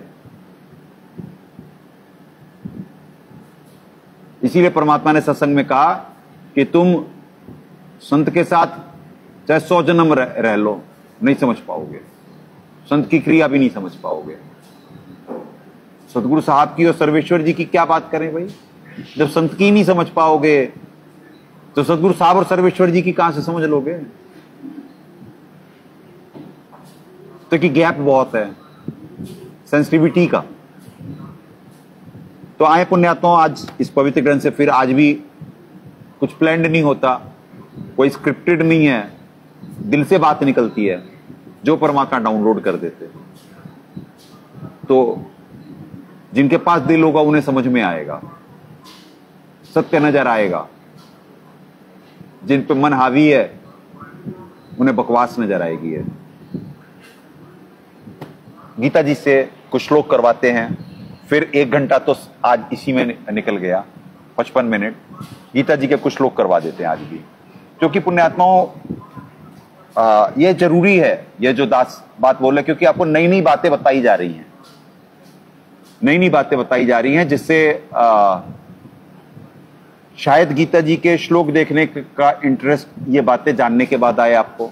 इस वजह से परमात्मा निमित्त बनवा रहे हैं, क्योंकि गीता जी के श्लोक दिखवाए पर वो उतना जीव समझ नहीं पा रहा है, क्योंकि रजोगुण तमोगुण लगातार बढ़ रहा है ना पृथ्वी पे, क्योंकि लगातार विश्व युद्ध के कगार पे खड़ा हुआ है और हर जगह गृह युद्ध हो रहे हैं, या बहुत बहुत इस समय सारे विश्व की स्थिति बहुत अच्छी नहीं है पुण्यात्माओं।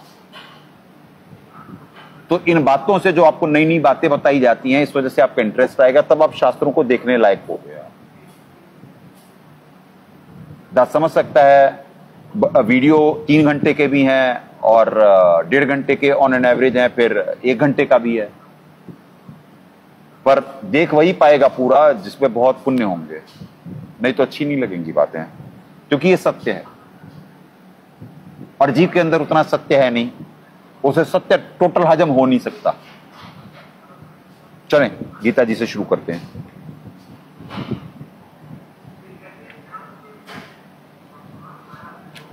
देखिए परसों आपको 59-60 करा दिया गया था, पर 59-60 से ही स्टार्ट करवाते हैं, क्योंकि ये यहां से जब वो बनेगी तो आपको विज्ञान समझ में आएगा।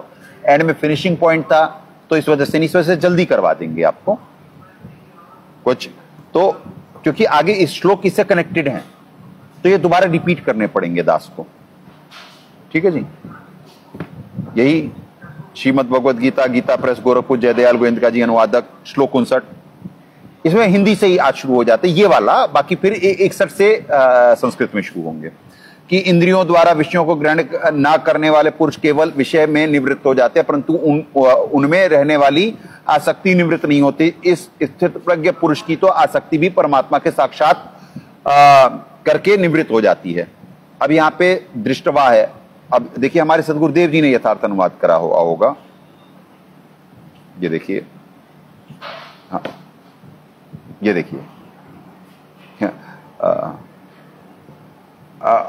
परमात्मा का यहाँ साक्षात्कार लिख रहे हैं, जो दास उस दिन भी आपको रिपीट करा था कि जो ये लिख रहे हैं कि यहाँ पे तो परमात्मा का साक्षात्कार कर रहे हैं और वहां पे आगे निराकार लिख रहे हैं, हालांकि ये अनुवाद गलत करे हुए हैं, ये हमारे सदगुरुदेव जी ने यथार्थ अनुवाद करा हुआ है। पर आपको the connection between brain and tongue दिखाया गया था ना उस दिन, तो इंद्रियों के द्वारा विषयों को ना ग्रहण करने वाले पुरुष के भी केवल विकार निवृत्त होते हैं, आसक्ति निवृत्त नहीं होती। इस स्थिर बुद्धि वाले के उत्तम देखने वाले विकारों से होने वाली हानि को जानने वाले के आसक्ति भी निवृत्त हो जाती है। यहां पे दृष्टवा का क्या दिखाया गया कि जो अपने विकारों से होने वाली ज्ञान से जो हानि समझ जाता है, उसकी आसक्ति भी भोगों में से निवृत्त हो जाती है, जो नहीं तो इंद्रियों द्वारा सारी चीजें विकार करे जा रहे होते हैं, इंद्रियों द्वारा ग्रहण करे जा रहे होते हैं, विषयों का ग्रहण करा जाता होता है, यानी विकार ग्रहण करे जा रहे होते हैं, भोगा जा रहा होता है जीव को। पर उन भोगने से जो आज भोगेगा वो कल भुगतेगा भी। तो जब जिसे ज्ञान हो जाता है तो वो उन भोगों से अपने आप को दूर कर रहा होता है। इंद्रियों को संयमित करने का प्रयास कर रहा होता है, तो जो ज्ञान से उन विकारों का रिजल्ट परिणति देख लेता है, उसकी आसक्ति निवृत्त हो सकती है। नहीं तो जीव डर के, जैसे यहां साधक होते पहली स्टेज के आते हैं, पहली क्या, चाहे पीएचडी के भी स्टूडेंट हो, चाहे पहली स्टेज के हैं, वो आएंगे, वो देख कर करके वो कुछ दिन जो दास करता है वो करने तो जाते हैं, नहीं कर पाते हैं, क्योंकि उन्हें इंद्रियां दबाने लगती हैं। जो कि अब दास क्यों निरंतर कर लेता है, क्योंकि दास का रिजल्ट मालूम है कि 2 + 2 4, कि ये करेंगे तो ये होगा, और उनका है नहीं, आज कर लेते हैं, कल फिर कर लेंगे, देख लेंगे, नहीं। तो उनकी वो इंद्रियों द्वारा इंद्रियों को संयमित करने का तो प्रयास कर रहे हैं, पर मजबूर भी हो जाते हैं इंद्रियों द्वारा। पर उस स्थित प्रज्ञ पुरुष की आसक्ति भी चली जाती है, आसक्ति जाती है ज्ञान से। उसे मालूम है कि भैया ये आज भोगूंगा, कल भुगतूंगा, ये शरीर बनाना है तो इंद्रियों को संयमित करना ही पड़ेगा। इसमें भक्ति तभी प्रवेश हो पाएगी, इसमें एलिमेंट ही तभी लग पाएंगे सुमरन के, जो भक्ति की शक्ति है तभी आ पाएगी। कि ये कार्य अगर जो पूरा नहीं हुआ तो 0 फेल, परमात्मा की नौकरी नहीं कर सकते। तो उसकी आसक्ति भी चली जाती है भोगों में से। यह है इसके पीछे ये श्लोक का यथार्थ, इसका भावार्थ। श्लोक 60,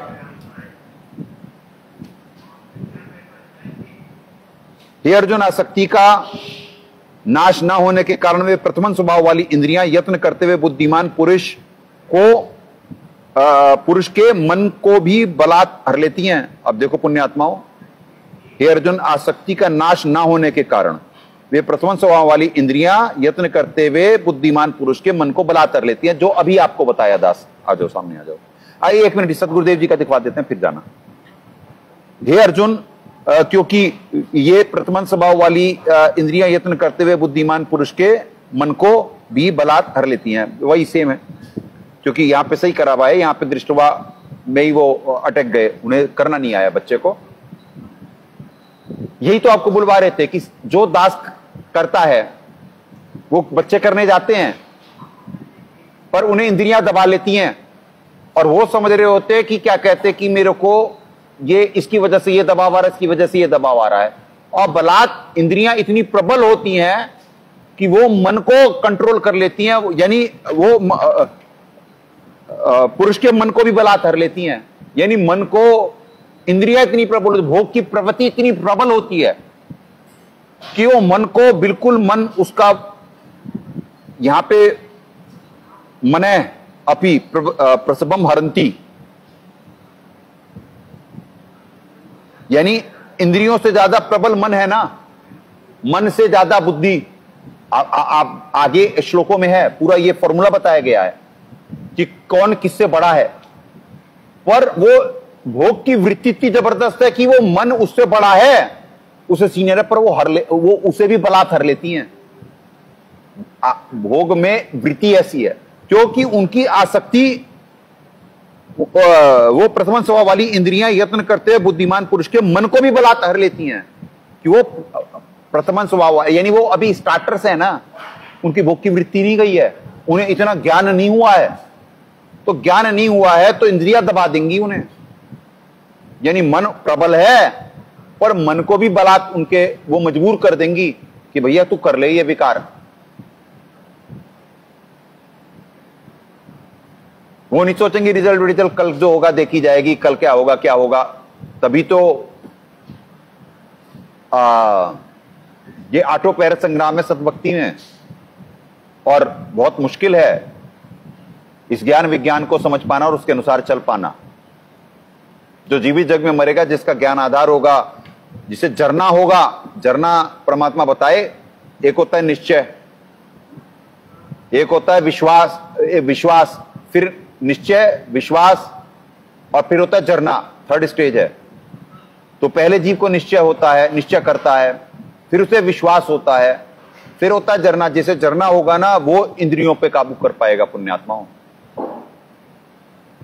वो फिर ज्ञान होगा, फिर ज्ञान से फिर होगा, बात बनेगी। नहीं हो सकता है जी, झूठ बोल रहा होता, जबकि संविधान में पढ़ रहा होता। दास इन बच्चों की बात कर रहे हैं, क्यों बता रहे हैं इन पीएचडी वाले बच्चों की बातें, कि आप समझ सके कि ये गेम कितना कठिन है, क्या करेक्टर परमात्मा ने दिया जो अभी तक टिके हुए हैं कुछ बच्चे। और यहां पे भी क्वांटिटी थी जो छट गई। क्यों छट गई? क्योंकि ऑटो पैर संग्राम है यहां पे, और नहीं रोका जा रहा होता किसी को, क्योंकि यहां पे मल अखाड़े जीतेंगे योगन निगम के माल। क्योंकि जो जा रहे उसे जाने दो, क्योंकि इसकी बात बिगड़ चुकी है, वो नहीं कंट्रोल कर पा रहा है, इंद्रियां उसके वश में नहीं है अब। क्योंकि जब करना था उसे बार बार टोका जा रहा था, रोका जा रहा था, वो नहीं कर पाया। हिंट दिए जा रहे होते पहले से, ये सुधारो, ये सुधारो, ये सुधारो, मन हावी हो रहा है। पर चूंकि वो पाप का बहुत दबाव है उसके ऊपर और इंद्रियां दबा रही होती हैं, तो नहीं हो पा रहा होता कंट्रोल। पुण्यात्माओं, ये बच्चे बहुत अच्छे प्रयासरत हैं, ईमानदार हैं कंपैरेटिवली, जो अभी तक टिके हुए हैं, पर इनकी भी कोई श्योरिटी नहीं है कब तक टिक पाएंगे, क्योंकि वो ज्ञान आधार होने में समय लगता है। 2+2 बहुत छोटा सा है, ये बात दास की कह के समझा रहे, 2+2 4। पर सदगुरुदेव जी ने एक बहुत बड़ा फॉर्मूला बताया, जीव के समझ में नहीं आया। सदगुरुदेव जी ने कहा छोटा बच्चा होता, हाथ में उसके पेन होता, वो बार बार अपने पिताजी माताजी से, किसी की भी गोद में पूछ रहा होता ये क्या है, पिताजी माताजी कोई भी है, जो भी एग्जाम्पल है, कि वो कहता पेन है, वो कहता वो कहता पेन है, पेन है, वो बार बार ही करेगा, और वो बार बार पेशेंस से जवाब देंगे। एक दिन उसे बुद्धि में समझ में आ जाता हाँ ये पेन है, फिर वो उसकी खत्म हो जाती। तो ये बच्चे इंद्रियों द्वारा कमजोर होते, भोगने की वृत्ति होती, इनका नहीं खत्म हो रहा है, क्योंकि वो मन को हर लिया जाता। फिर ये अपने एक्सक्यूजेस दे रहे होते, ये और वो और ये भी झूठ बोलते, और डेली पढ़ते गुरु सन्मुख ले झूठ संजोई, निश्चय नरक परे शिष्य सोई। पर पढ़ रहे हैं, पर मालूम नहीं कि पढ़ रहे हो तुम, कर क्या रहे हो, क्योंकि इंद्री दबा लेती, और दबा लेती तो फिर वो मजबूर है कि अब गुरुजी से कैसे कहूं, कोई ये करूं, अब वो उस पर मन हावी है। दास कह रहा कर ले भाई जो तूने करना हो, फिर समझा दिया गया ये अच्छाई है ये बुराई है, तुमने जो करना करो, जैसा करोगे तुम अपने लिए कर रहे हो। तो यह कर्म की आजादी है, जबरदस्ती आप परिवर्तित नहीं कर सकते हो। परिवर्तित होने के लिए आपको ज्ञान आधार होना चाहिए, और ज्ञान नहीं है तो आप कर्म फोड़वा रहे हो। ये इसीलिए कहा गया सूली ऊपर से जा रहे झूमकरा। अब ये 2 श्लोकों को अच्छे से समझाने के लिए, क्योंकि उस दिन उतने अच्छे से नहीं एक्सप्लेन कर पाया था, उस दिन आपको और दूसरे उसमें परमात्मा ने भी बनवाए थे। आज ये पीएचडी की बात थी, जो दास थ्योरी प्रैक्टिकल इन बच्चों का उदाहरण दिलवाकर इनकी भी कमजोरियों से अवगत करवाते हुए आपको बुलवा रहे कि आने वाले समय में पृथ्वी कैसी होगी, कितने ईमानदार और लायक बच्चे होंगे जब पृथ्वी पे ये जो बड़ा बड़ा रजोगुण, क्योंकि परमात्मा ने अभी जीव को यही नहीं मालूम कि अपने सदृश बनाया है, ये कितना बड़े एक 3 लाइनर है, यानी 3 शब्द का है कि परमात्मा अपने सदृश इंसान को बनाया। पर इसको एक्सप्लेन करने के लिए दास को 1 घंटा चाहिए, या 10 मिनट तो चाहिए ही चाहिए कम से कम, सिर्फ इतने से को एक्सप्लेन करने के लिए। आपको अंदाजा नहीं है क्या गूढ़ता है, अभी तो आप बिल्कुल बालक हो, किसी को कुछ नहीं मालूम इस पृथ्वी पे। ज्ञान विज्ञान तो अब शुरू हो रहा है, जब आप परिचित होंगे, और फिर पहले अपने दास को निमित्त बनाएंगे, फिर सदगुरु साहब ने आके सत्संग करने हैं। अभी सर्वेश्वर जी यानी सदगुरु साहब जब सत्संग करेंगे तो एक्चुअली तो वो होंगे पीएचडी के। दास तो कंक्लूडर है, सिर्फ कंक्लूडर है। जब वो करेंगे तो आत्मा वो होगी, और बहुत तेजी से पाप क्षीण होंगे हमारे, क्योंकि जो अब से आप सत्संग करेंगे उससे हम आत्मा बहुत तेजी से जागृत हो जाएगी। पुण्य बहुत होंगे पृथ्वी पे, तब वो सत्संग उसके लिए पुण्य इकट्ठे करे जा रहे हैं कि हम साहब आकर के दया करें सत्संग की, जैसे दास भी लाभान्वित हो और भक्त समाज भी, आत्मा उठे। क्योंकि दास के शब्द जमीन है और सदगुरुदेव जी के आसमान है। दास का सत्संग उन्हीं की दी हुई बुद्धि से, पर जितनी दास की क्षमता है उसी स्तर से कर सकता है। पर साहब के साहब हैं, वो तो साहब हैं, वो तो आसमान है, वो तो सर्वज्ञ हैं। तो जब वो होगा तब सोचो कि आत्मा गदगद होगी, तब परिवर्तित होंगे जीव। अभी तो बचाया जा रहा है सिर्फ कि बच जाएं किसी तरीके से। जो दौर आने वाला है, ऐसा दौर शुरू होने वाला है, रूह कांपेगी। इसीलिए बार बार बुलवाते जो षड्यंत्रकारी हैं, जो भी इस मार्ग में करे हैं आज तक, परिणति तो आएगी। अभिमान अहंकार तो उनके भी तोड़े जाएंगे, ऐसे तोड़े जाएंगे कि बाकी सब अलर्ट हो जाएंगे, क्योंकि वो हार नहीं मान रहे ना। ऐसा हराया जाएगा, ऐसा हराया जाएगा। दास में कंपैरेटिवली पहले के बेतुकी दया खत्म हुई है, यानी दया नहीं खत्म हुई है, बेतुकी दया खत्म हुई है। पहले तो थोड़ी सी बात में आंख में भी पानी आ जाए, द्रवित हो जाएं, सब कुछ कर जाएं। पर इन पीएचडी के नेक आत्माओं की पृथ्वी पे साथ रहते रहते भी बेतुकी दया खत्म हो गई, जीव की वृत्ति देखते हुए। ये यथार्थता बुलवा रहे हैं। यहां जीव कितना बीमार है ना, आपको अंदाजा नहीं है। ये अभिमान अहंकार कहने के लिए दो शब्द हैं, पर जब ये उभर रहे होते हैं ना, आपको अंदाजा नहीं है, नाश करा लेता जीव अपना। और ये दो चीजें नहीं त्याग पाता। मालिक की वाणी है, राज तजना आसान है, सहस्तरिया का नेह, मान बढ़ाई ईर्ष्या दुर्लभ तजना। ये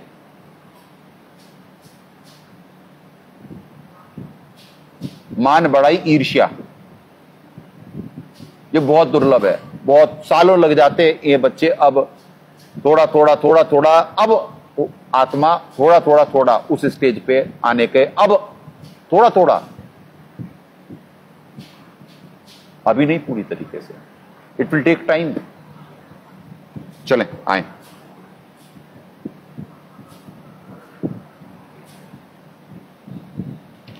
अब यहां पे फिर वो है 61वें श्लोक में, अध्याय 2 श्लोक 61। तानी सर्वाणी संयम्य युक्त आसीत मत्परः वशे ही यस्य इंद्रियाणि तस्य प्रज्ञा प्रतिष्ठिता। उन संपूर्ण इंद्रियों को वश में करके समाहित चित्त हुआ मेरे परायण होकर ध्यान में बैठे। अब आपको ये भी अर्थ के अनर्थ हैं, अभी दिखवाएंगे साहब क्या दया करें। क्योंकि जिस पुरुष की इंद्रियां वश में होती हैं उसकी बुद्धि स्थिर हो जाती है। उन संपूर्ण इंद्रियों को वश में करके समाहित चित्त हुआ, शास्त्रानुसार साधना में दृढ़ता से लगे। अब ये मत पर मेरे परायण होकर के कर दिए। और यहां पे क्या करा गया, आपको इस वजह से संस्कृत पढ़ाई जा रही होती है, बाकी और नहीं कि कुछ अपनी वो चलाने के लिए पढ़ाई जा रही होती है। मत पर है शास्त्रानुसार साधना, और यहां पे क्या लिखा है, मत पर है मेरे परायण होकर के। कितना जमीन आसमान का अंतर आ गया पुण्यात्माओं एक शब्द में। अर्थ का अनर्थ, अर्थ का अनर्थ कोई बंद करूंगा।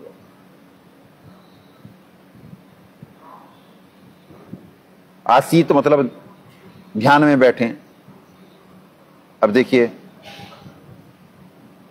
आसीत मतलब यहां पे दृढ़ता से लगे।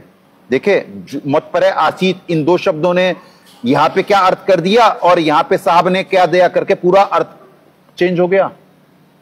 तो इस वजह से संस्कृत पढ़ाई जा रही है आपको, कि आप समझें कि क्या कहते हैं, जयदयाल गोविंद का बच्चा इस पृथ्वी का सबसे बढ़िया अनुवादक, इस पृथ्वी का सबसे बढ़िया अनुवादक है ये जयदयाल गोविंद का जी। और उसके बाद उनसे इतनी त्रुटियां हुई हैं। और एक शब्द के अगर जो आप गलत संदर्भ में जरा सा सही अर्थ नहीं कर पाए तो आप अर्थ का अनर्थ हो जाएगा। इसी वजह से तो आज तक गीता जी कोई पृथ्वी पे समझा नहीं, इसीलिए कोई एक ही समझ सकता है, क्योंकि वो तो गुरुदेव जी की दी हुई बुद्धि से समझ रहा होता है। और वो इस लोक का होता ही नहीं है। और इन बच्चों को कैसे समझ में आ रहा होता? क्योंकि जैसे सदगुरुदेव जी दास को दे रहे, तो ऐसे दास से इन्हें ट्रांसफर हो रहा है। और ये प्रारब्धानुसार पहले के चुने हुए बच्चे हैं। इसी वजह से तो यहां पे क्वांटिटी के लिए वो नहीं होते हैं कि भी की क्वांटिटी चाहिए, क्योंकि जिनका कमाना उद्देश्य हो वो क्वांटिटी पे जाते हैं, क्वालिटी पे नहीं जाते। यहां तो मालूम है कि जिसका प्रारब्ध होगा, जिसका निर्धारित वक्त होगा, ये दबाव, ये ज्ञान, ये उसी के समझ में आएगा, उसी के उतरेगा। जिसने कल का जाना है वो आज जाए। यहां रोका नहीं जाता, यहां ना भीड़ इकट्ठी करी जाती, और जो माल है वो यहां से जा ही नहीं सकता।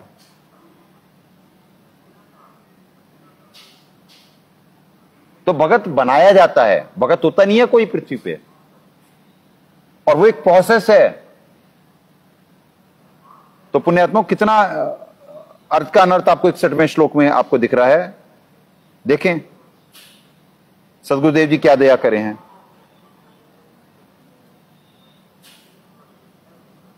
हे अर्जुन, जो कि ये प्रथमन नहीं, ये तो 60 है, उन संपूर्ण इंद्रियों को वश में करके समाहित चित्त हुआ, ठीक है, शास्त्रानुसार साधना में दृढ़ता से लगे, क्योंकि जिस पुरुष की इंद्रियां वश में होती हैं उसी की बुद्धि स्थिर हो जाती है, अर्थात मन व इंद्रियों के ऊपर बुद्धि की प्रभुता रहती है।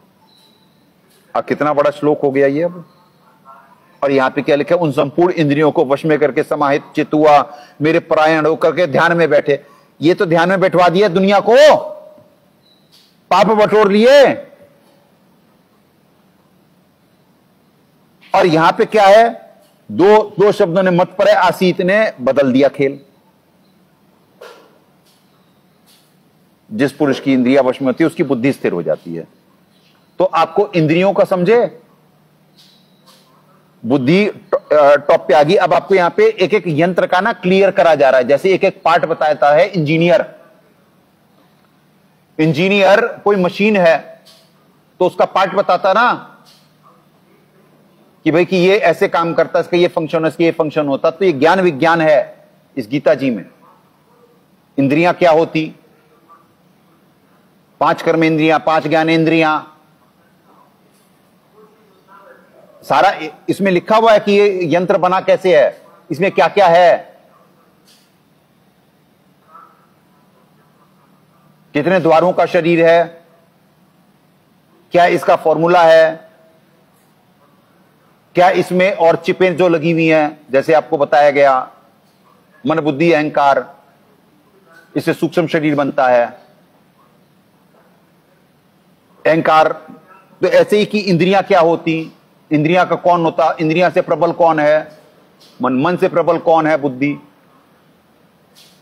तो आइए आगे एक एक फॉर्मूला है पुण्यात्माओं, एक एक चीज है, आपको ये विज्ञान है, यही तो बुलवा रहे हैं कि ये बहुत बड़े ग्रंथ हैं। दोबारा पढ़ें तब आपको एक एक चीज बात समझें कि दास का उद्देश्य है कि आप जो चीज सुन रहे हैं वो आत्मसात हो, आपको इस विज्ञान पे वो हो कि क्या आप अमर ज्ञान, अमर विज्ञान सुन रहे हैं आप।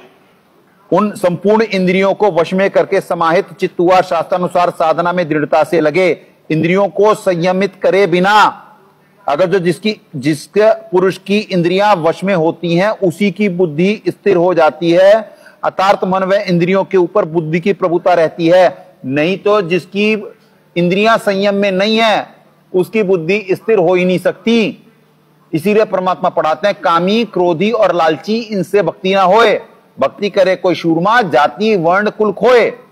क्योंकि जिसमें लालच आएगा वो इंद्रियों को भोगने के लिए भगेगा, और इंद्रियां वश में है नहीं, इंद्रियां वश में है नहीं तो उसकी बुद्धि स्थिर हो नहीं सकती है। और बुद्धि के स्थिर हुए बिना बुद्धि के ऊपर, मन व इंद्रियों के ऊपर बुद्धि की प्रभुता रहती है, और बुद्धि स्थिर होगी ही नहीं तो यानी कि आप मन आपको घसीट के लेकर के चला जाएगा। तो इसीलिए कहा जाता है कि इंद्रियां जिसके वश में नहीं है उसके लिए यह सतभक्ति दुष्प्राप्य है। पहली यहां पे खेल यही है कि इंद्रियों को संयमित करना, और जो होता नहीं। अब इस्लाम की आपको समझ में आई, वो तो कह रहे हैं हम तो जी जन्नत लेंगे ऊपर, जाकिर नायक जी कहते हैं कि डायलॉग सुने आप इनकी अश्लीलता सुने। कहते हैं अगर जो किसी भी मर्द को औरत को देख के कुछ अंदर हलचल नहीं होती है तो मर्द नहीं है। ये स्कॉलर हैं, इस्लाम पढ़ाने वाले, ये स्पिरिचुअल लीडर हैं अंग्रेजी में जो कहा जाता। ये जाकिर नाइक की भाषा बोल रहा दास कि किसी औरत को देख करके अगर जो मर्द में हलचल नहीं हो रही होती तो उसमें कुछ गड़बड़ है। ये इंद्रियों द्वारा भोगों में रमण पापायु व्यर्ति जीते हैं। ये गीता जी का अध्याय 3 श्लोक 16 है। तो आप समझे कि इस्लाम किस दिशा में है। वो तो इंद्रियों द्वारा भोगों में रमण, ऐसा नहीं कि उनमें मालूम नहीं है, वो नफ्स पे कंट्रोल नहीं करने की उनमें शिक्षा नहीं है, पर ये ऐसे नहीं मकीम खतराए जान जो है ना, जो अपने आप को समझते मैं तालिबे इल्म हूं। हाँ, और उस तालिबे इल्म कैसे भग गया था यहां से। हमारे साहब ने जब खाल उतारी उसके अज्ञान की, पर यही इंडस्ट्री खा गई जिनकी पूजा करनी चाहिए थी। और यही सारी इंडस्ट्री मिलकर करके ये षड्यंत्र बरवाला कांड, नेशनल इंटरनेशनल साजिश दास से बुलवाते परमात्मा बार बार। तो ये उसके वर्डिंग है जाकिर नाइक के। और यहां क्या बता रही गीता जी। तो ये डिफरेंस है पुण्यात्माओं। ये धर्मगुरु चाहे हिंदू हो, अभी हिंदुओं का भी दिखवा दे इसी गीता जी में। इसी गीता जी में इस्कॉन वालों, इस्कॉन के संस्थापक कौन, प्रभुपाद जी। प्रभुपाद जी कहे अब बोलेगा तो इस्कॉन वाले वो नाराज होते। यहां पे नहीं, यहां पे तो सत्य बोलने के लिए बैठे ना, कोई किसी की नाराजगी से नहीं डरा जाता है। पर एक बात बोल रहा है दास की, यानी कि उनकी भावनाएं हाथ होती है। आप प्रभुपाद जी इतनी दुनिया हिंदू धर्म को ऊपर लाए, अब वो चोले में नहीं है, उनके बारे में आप निंदा कर रहे हैं। निंदा कर रहे हैं? अरे भाई उन्हें क्या नहीं समझ में नहीं आया, गीता जी समझ में नहीं आई, किसी को नहीं समझ में आ सकती। ये तो बार बार बुलवा रहे हैं परमात्मा। उन्होंने भी क्या बोला है आगे कि विदेशों में प्रचार करने के लिए सेक्स पे क्या बोला है उन्होंने, प्रभुपाद जी ने, कि बिल्कुल जी कर सकते हैं। और कामी क्रोधी लालची से भक्ति ना हो। और इसी गीता जी में श्लोक दिखवा देंगे, इसी गीता जी में दिखवा देंगे कि काम के वेग को सह, जिसने काम और क्रोध के वेग को नहीं सहा वो भक्ति योग्य नहीं हो सकता है। तो पुण्यात्माओं, इंद्रियां तो भोग की तरफ ले जाएंगी। इंद्रियों से मन प्रबल है, मन से बुद्धि, तो बुद्धि द्वारा कंट्रोल कर करके मन को संयमित करना पड़ेगा कि भैया कि मैं ये कर लिया। इसी वजह से आपको एक श्लोक समझाने के लिए 59-60 समझाने के लिए ये 61 तब समझ में आता, नहीं तो अगर जो दास आज 61 से शुरू कर देता तो 59-60 आप पूरा इसका समझ नहीं पाते कितना गूढ़ विज्ञान है। तो इस वजह से दास को समय लग रहा है कि 2, 3, 4, 5 श्लोक कर पाता, पर वो होंगे ऐसे पुण्यात्माओं की आपकी आत्मा गदगद होती चली जाएगी। क्योंकि कुछ श्लोक जो सतगुरुदेव जी छुपा के जिनका अनुवाद नहीं करे और उसके पीछे विज्ञान नहीं बताए, तो वो दास को निमित्त बनवाएंगे। अब समय लग सकता है, पर यह ज्ञान विज्ञान सुनकर के गीता जी की इतनी गहराई, आत्मा गदगद हो जाएगी। ये वीडियो हो सकता है आज तो पसंद ना करे जाएं, देखने वाले भी कम हो, पर ये भविष्य के लिए बन रहे हैं। जो कोई देखेगा बाद में उसे समझ में आएगा। तो 61वां श्लोक अब समझ में आया आपको? यहां के वो समझ में आया कि प्रॉब्लम क्या है यहां पे जीव की, उसकी भोग की वृत्ति है। यहां पे वो खान पान में दमन प्राणी बहुर फिरे हैं चारों खानी। यहां पे तो खान पान में ही दमन है, बाकी काम क्रोध लोभ मोह अहंकार ये सब सारा आए। 62वां श्लोक 62, ध्यायते विषयान पुंसः संगः तेषु उपजायते संगात संजायते कामः कामात् क्रोधः अभिजायते। विषयों का चिंतन करने वाले पुरुष की उन विषयों में आसक्ति हो जाती है, आसक्ति से उन विषयों को कामना। अब ये सुनो क्या श्लोक है, आत्मा गदगद फॉर्मूला, एक एक चीज का फॉर्मूला। इसीलिए इस ग्रंथ की हृदय से यानी कि परमात्मा का धन्यवाद बार बार की, हे भगवान, ये अगर जो ग्रंथ नहीं होता तो इतने जंगल में से, इतने में से जड़ी बूटी निकालते निकालते बूढ़ा हो जाए जीव। पर इतने में ही परमात्मा ने इतनी दया कर दी है कि इसमें ही इतना विज्ञान छुपा हुआ है कि जीव मोक्ष प्राप्त नहीं कर सकता। इतने से ग्रंथ को अगर जो वो समझ जाए बस।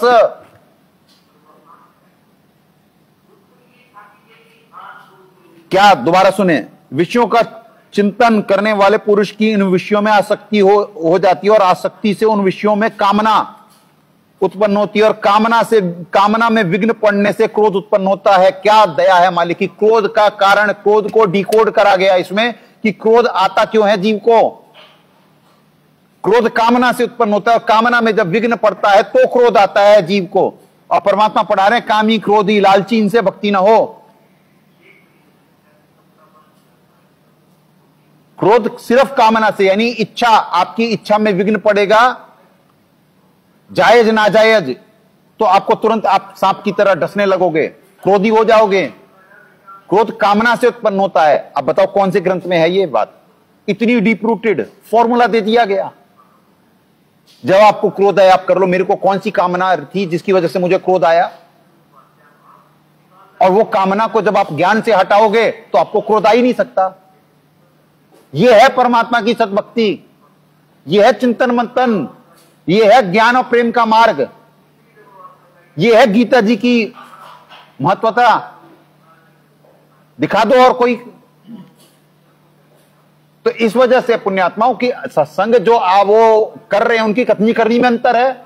प्रेमानंद जी भी तो कर रहे हैं, नेशनल इंटरनेशनल उनकी ख्याति है, बहुत लोग उनके प्रति अच्छे हैं। ऐसा नहीं कि वो अच्छी बातें नहीं बोलते, अच्छी बातें नहीं सिखाते हैं, सिखा रहे हैं, पर कथनी करनी में अंतर है।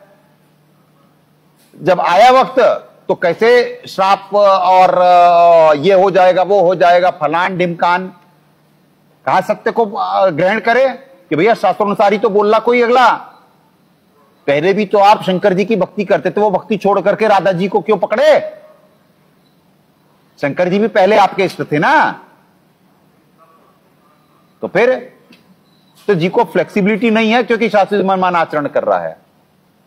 तो पुण्यात्मा ये है ग्रंथ, पर ये समझ में नहीं आया ना, अनुवाद सही नहीं।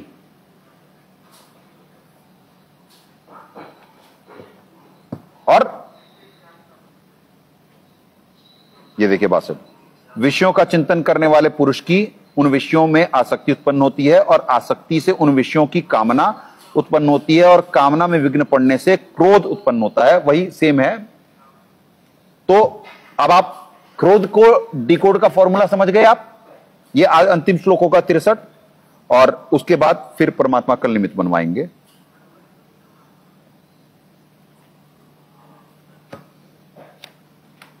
पुण्यात्माओं, बार बार चिंतन करो। विषयों का चिंतन करने वाले पुरुष, विषयों का चिंतन क्या हुआ, मतलब जैसे आप हो यहां पे, आपको जैसे कोई खाने का विकार सताया, आप सोच रहे हो मैंने उस दिन ये खाया था, विषयों का चिंतन करें। अब आपकी कुछ सामने, अब यहां पे पता है क्या हो रहा है, यहां पे 36 व्यंजन बनते हैं, डेली भोग लगता है परमात्मा को। जो बना रहा है ना वो फलाहार कर रहा है। पर अगर जो वो करते करते बनाते समय उसको आ गया याद स्वाद कि मैंने वो करना था, तो उसका मन बला थर लिया जाएगा। पुण्यात्माओं, ये इतने गहरे गहरे श्लोक हैं कि विषयों का चिंतन करने वाले पुरुष की उन विषयों में आसक्ति हो जाती है और आसक्ति से कामना उत्पन्न होती है कि यार खा ही लेता हूं आज। और कामना में विघ्न पड़ने से, नहीं भाई, दास कहेगा ना फल खा, नहीं तो सतोगुण नहीं होगा पूरी तरीके से।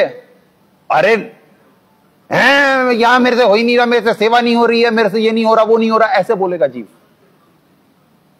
क्योंकि कामना में विघ्न पड़ी। गुरुजी से मैं तो अपनी समस्या बता रहा था और गुरुजी मेरी कामना पूरी ही नहीं कर रहे हैं। अब गुरुजी भी बोल दें आकर के कुछ भी कि भैया कि ये होगा, नहीं, कामना में विघ्न पड़ी, क्रोधी हो जाएगा शिष्य। तो गुरुजी भी कह देते भैया कि फिर जब ये रहा इसका रिजल्ट, कामना उत्पन्न हुई है, अब उसमें विघ्न पड़ रहा, फिर क्रोध होगा। क्योंकि तुमकी उस विषय का तुम सोच रहे थे, तुम्हारी उसमें आसक्ति हो गई। अब आसक्ति से कामना उत्पन्न हुई, कामना से जब रोका किसी ने तो वो बुरा लगेगा ही लगेगा। इसीलिए परमात्मा के गुरु से लगन कठिन है भाई, और लगन बिना काज नहीं सरता, जीव प्रलय हो जाई, क्योंकि उसका ज्ञान आधार नहीं है ना। विषयों के भोगों में उसकी आसक्ति है, और आसक्ति से कामना, उसकी इच्छा उत्पन्न हुई। इच्छा में विघ्न पड़ने से क्रोधी हुआ, और मानेगा नहीं कि मेरे गलती मेरे अंदर है, मेरे अंदर विकार सता रहा इंद्रियों द्वारा। पर इतना समझाने के लिए पूरा वो चाहिए, उतना उसे समझ में आएगा नहीं। उसे तो है कि मैं तुरंत भोग लूं, गुरुजी आज्ञा दे दो। वो तो ये सुनने आया था, और उसे ये नहीं सुनने को मिलेगा तो क्रोध आएगा उसे, मेरी मजबूरी ही नहीं समझ रहे। ऐसे गहरे श्लोक है पुण्यात्माओं, और ऐसा पवित्र ग्रंथ है ये। अब सुनो, क्रोध की परिणति सुनो। ये तो आपने सुना क्रोध कामना से उत्पन्न होता है। अब क्रोध की परिणति आ जाए भाई। 63 श्लोक, यह आज का अंतिम श्लोक है। इसके बाद परमात्मा विराम दिलवाएंगे वाणी को। आए,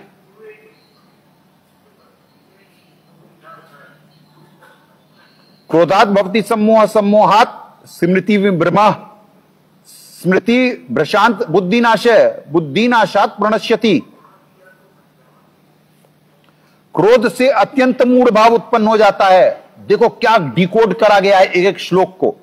क्रोध से अत्यंत मूढ़ भाव उत्पन्न हो जाता है, मूढ़ भाव से स्मृति भ्रम हो जाती है, और स्मृति भ्रम हो जाने से बुद्धि अर्थात ज्ञान शक्ति का नाश हो जाता है। बुद्धि का नाश हो जाने से पुरुष अपनी स्थिति से गिर जाता है।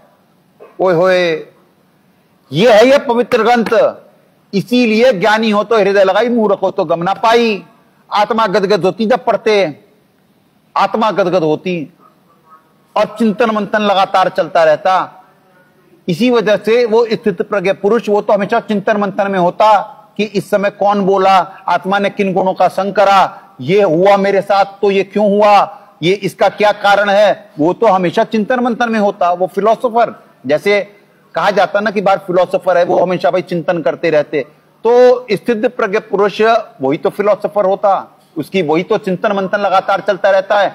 तो वो भगवान में लीन रहता, उनके ज्ञान विज्ञान को समझ रहा होता। और साधक में इतनी नहीं होती। साधक को तो संयमित करा जा रहा, और वो संयमित अभी कैसे हो जाएगा। वो तो भोगी था, भोगी से उसे योगी बनाया जा रहा। इट विल टेक टाइम, समय लगेगा। जिसकी जितनी ईमानदारी होगी तभी इस मार्ग में टिक पाना बड़ा कठिन होता है। मैनेजमेंट अपनी क्वांटिटी बढ़ाता, वो सोचता कि यहां पे कितना आ जाए, क्योंकि उसे पॉलिटिक्स करनी, उसे पैसा चाहिए।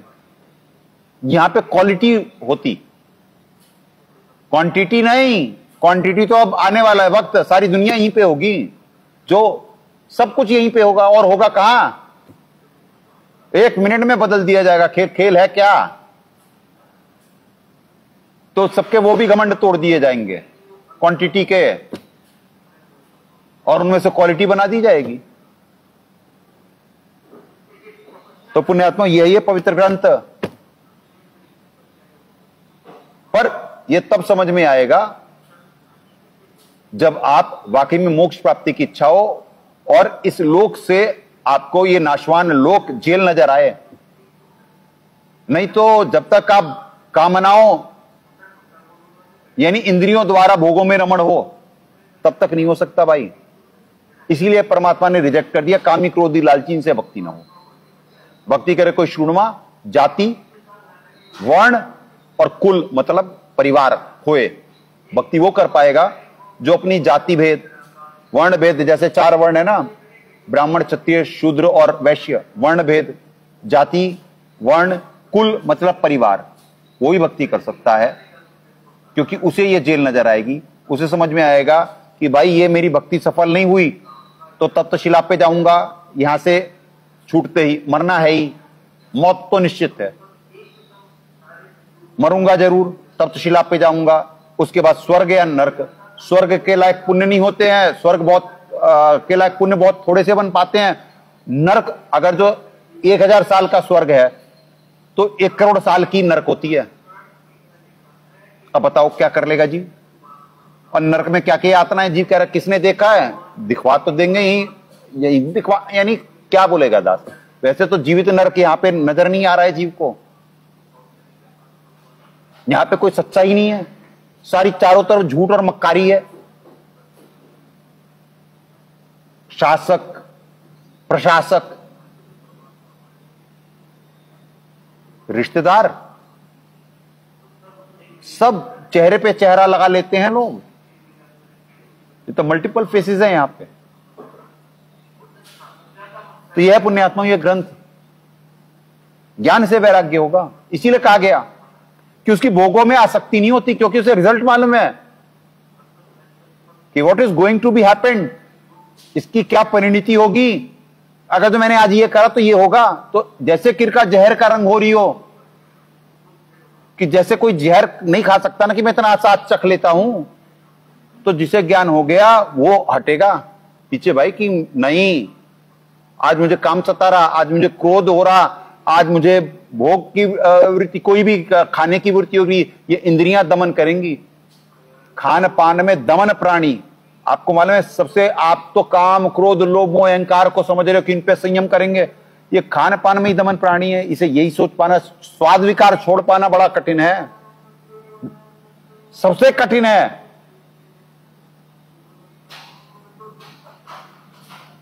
और ये तो काम क्रोध लोभ मोह अहंकार, ये तो ज्ञान परमात्मा की विशेष दया तब जा करके आएगा। ये पहला ये तो जो लगता कि अरे नहीं मैं तो ये कर लूंगा ना, इतना आसान नहीं है। ये फॉर्मूले को एक एक अपनाना पड़ेगा, तब जाकर के कुछ कर पाएंगे, नहीं तो नहीं हो सकता। यानी आज सत्य एक गूढ़ विज्ञान बुलवाते हैं। ये जो यहां पे गाय आई हुई है ना, ये पिछले भगत थे, मनुष्य थे, वो ये आ सकते हैं यहां पे, क्योंकि इन्हें भोग प्रसाद मिलता है। इन्हें दास को निमित्त बना के आशीर्वाद के लिए निमित्त बनाते परमात्मा। इनकी भी जोतें होती थी, इनको भी बहुत फैसिलिटी मिली, उतनी मनुष्य को नहीं मिली है इस कलयुग में जो इन्हें खिलाया पिलाया गया है। अब तो हम अभाव में चल रहे हैं, जब भी मालिक ने दया करी, जब भी, यानी इनको जो खिलाया पिलाया गया इन गायों को, उतना मनुष्य को नहीं हुआ होगा। सीजनल फल सब्जियां सब कुछ, काजू किशमिश के हलवे, ये पिछले भगत थे। ये यहां पे हो रहा है, यहां मनुष्य बनाने की प्रक्रिया चल रही है। यहां पे चाहे चिड़िया है चाहे कुछ है, ये सारे भगत ही थे। आज दोबारा से उन्हें ला कर करके दोबारा से उन्हें फिर उस प्रोसेस में डाला जा रहा है कि वो मनुष्य बनेंगे। भक्ति का समय आ गया है उनमें, यानी उनके 84 के वो कुछ कराए जा रहे हैं। अंतिम योनि गाय की होती, गाय से फिर मनुष्य का होगा जब वो अपना चोला छोड़ेंगी। वैसे यहां लाखों रुपए की गाय आती, सिर्फ चोला छोड़ने आती है यहां पे। और आपको मालूम नहीं है कि कितनी गाय की मौत बड़ी दर्दनाक होती है। आप देखते हैं ना गोकशी, और यहां सहज में जैसे मनुष्य को ऐसी मौतें नसीब नहीं होंगी जो यहां पे गाय सहर्ष अपना चोला छोड़ रही होती हैं।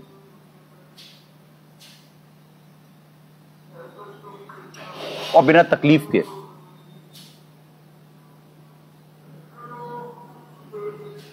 खुश होती हैं कई। एक गाय चोला छोड़ने से पहले नाच रही थी, थोड़ी देर बाद चोला छोड़ी है। बाहर जाकर के यहां से कुछ देर पहले ये, और 2 घंटे बाद चोला छूट गया उसका, क्योंकि उसे एहसास हो जाता है आत्मा को वो कहां आई है, क्या हो रहा है, क्या नहीं हो रहा है। ये मेरा सूत बैठ गया।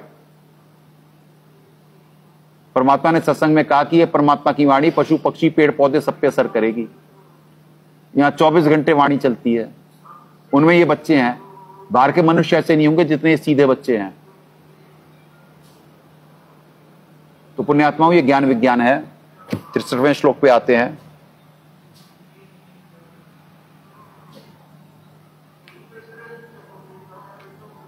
क्रोध से अत्यंत मूढ़ भाव उत्पन्न हो जाता है, मूढ़ भाव से स्मृति भ्रम हो जाती है, क्रोध से मूढ़ भाव उत्पन्न हो जाता है। जब क्रोध आएगा तो आपके ऊपर अब आपकी बुद्धि काम नहीं करेगी, अब आप बिल्कुल जड़ हो गए। जैसे आप क्रोध में फिर कुछ भी बोल सकते हो आप, जैसे साधक है, साधक को क्रोध आया क्योंकि कामना में विघ्न आया, उसे क्रोध आया, अब वो गुरु को गुरु नहीं मान रहा और उसे ये नहीं मालूम कि वो कोई भी क्रिया कर रहा है तो उसकी प्रतिक्रिया जरूर आएगी, उसका तो एक कर्म बन गया है।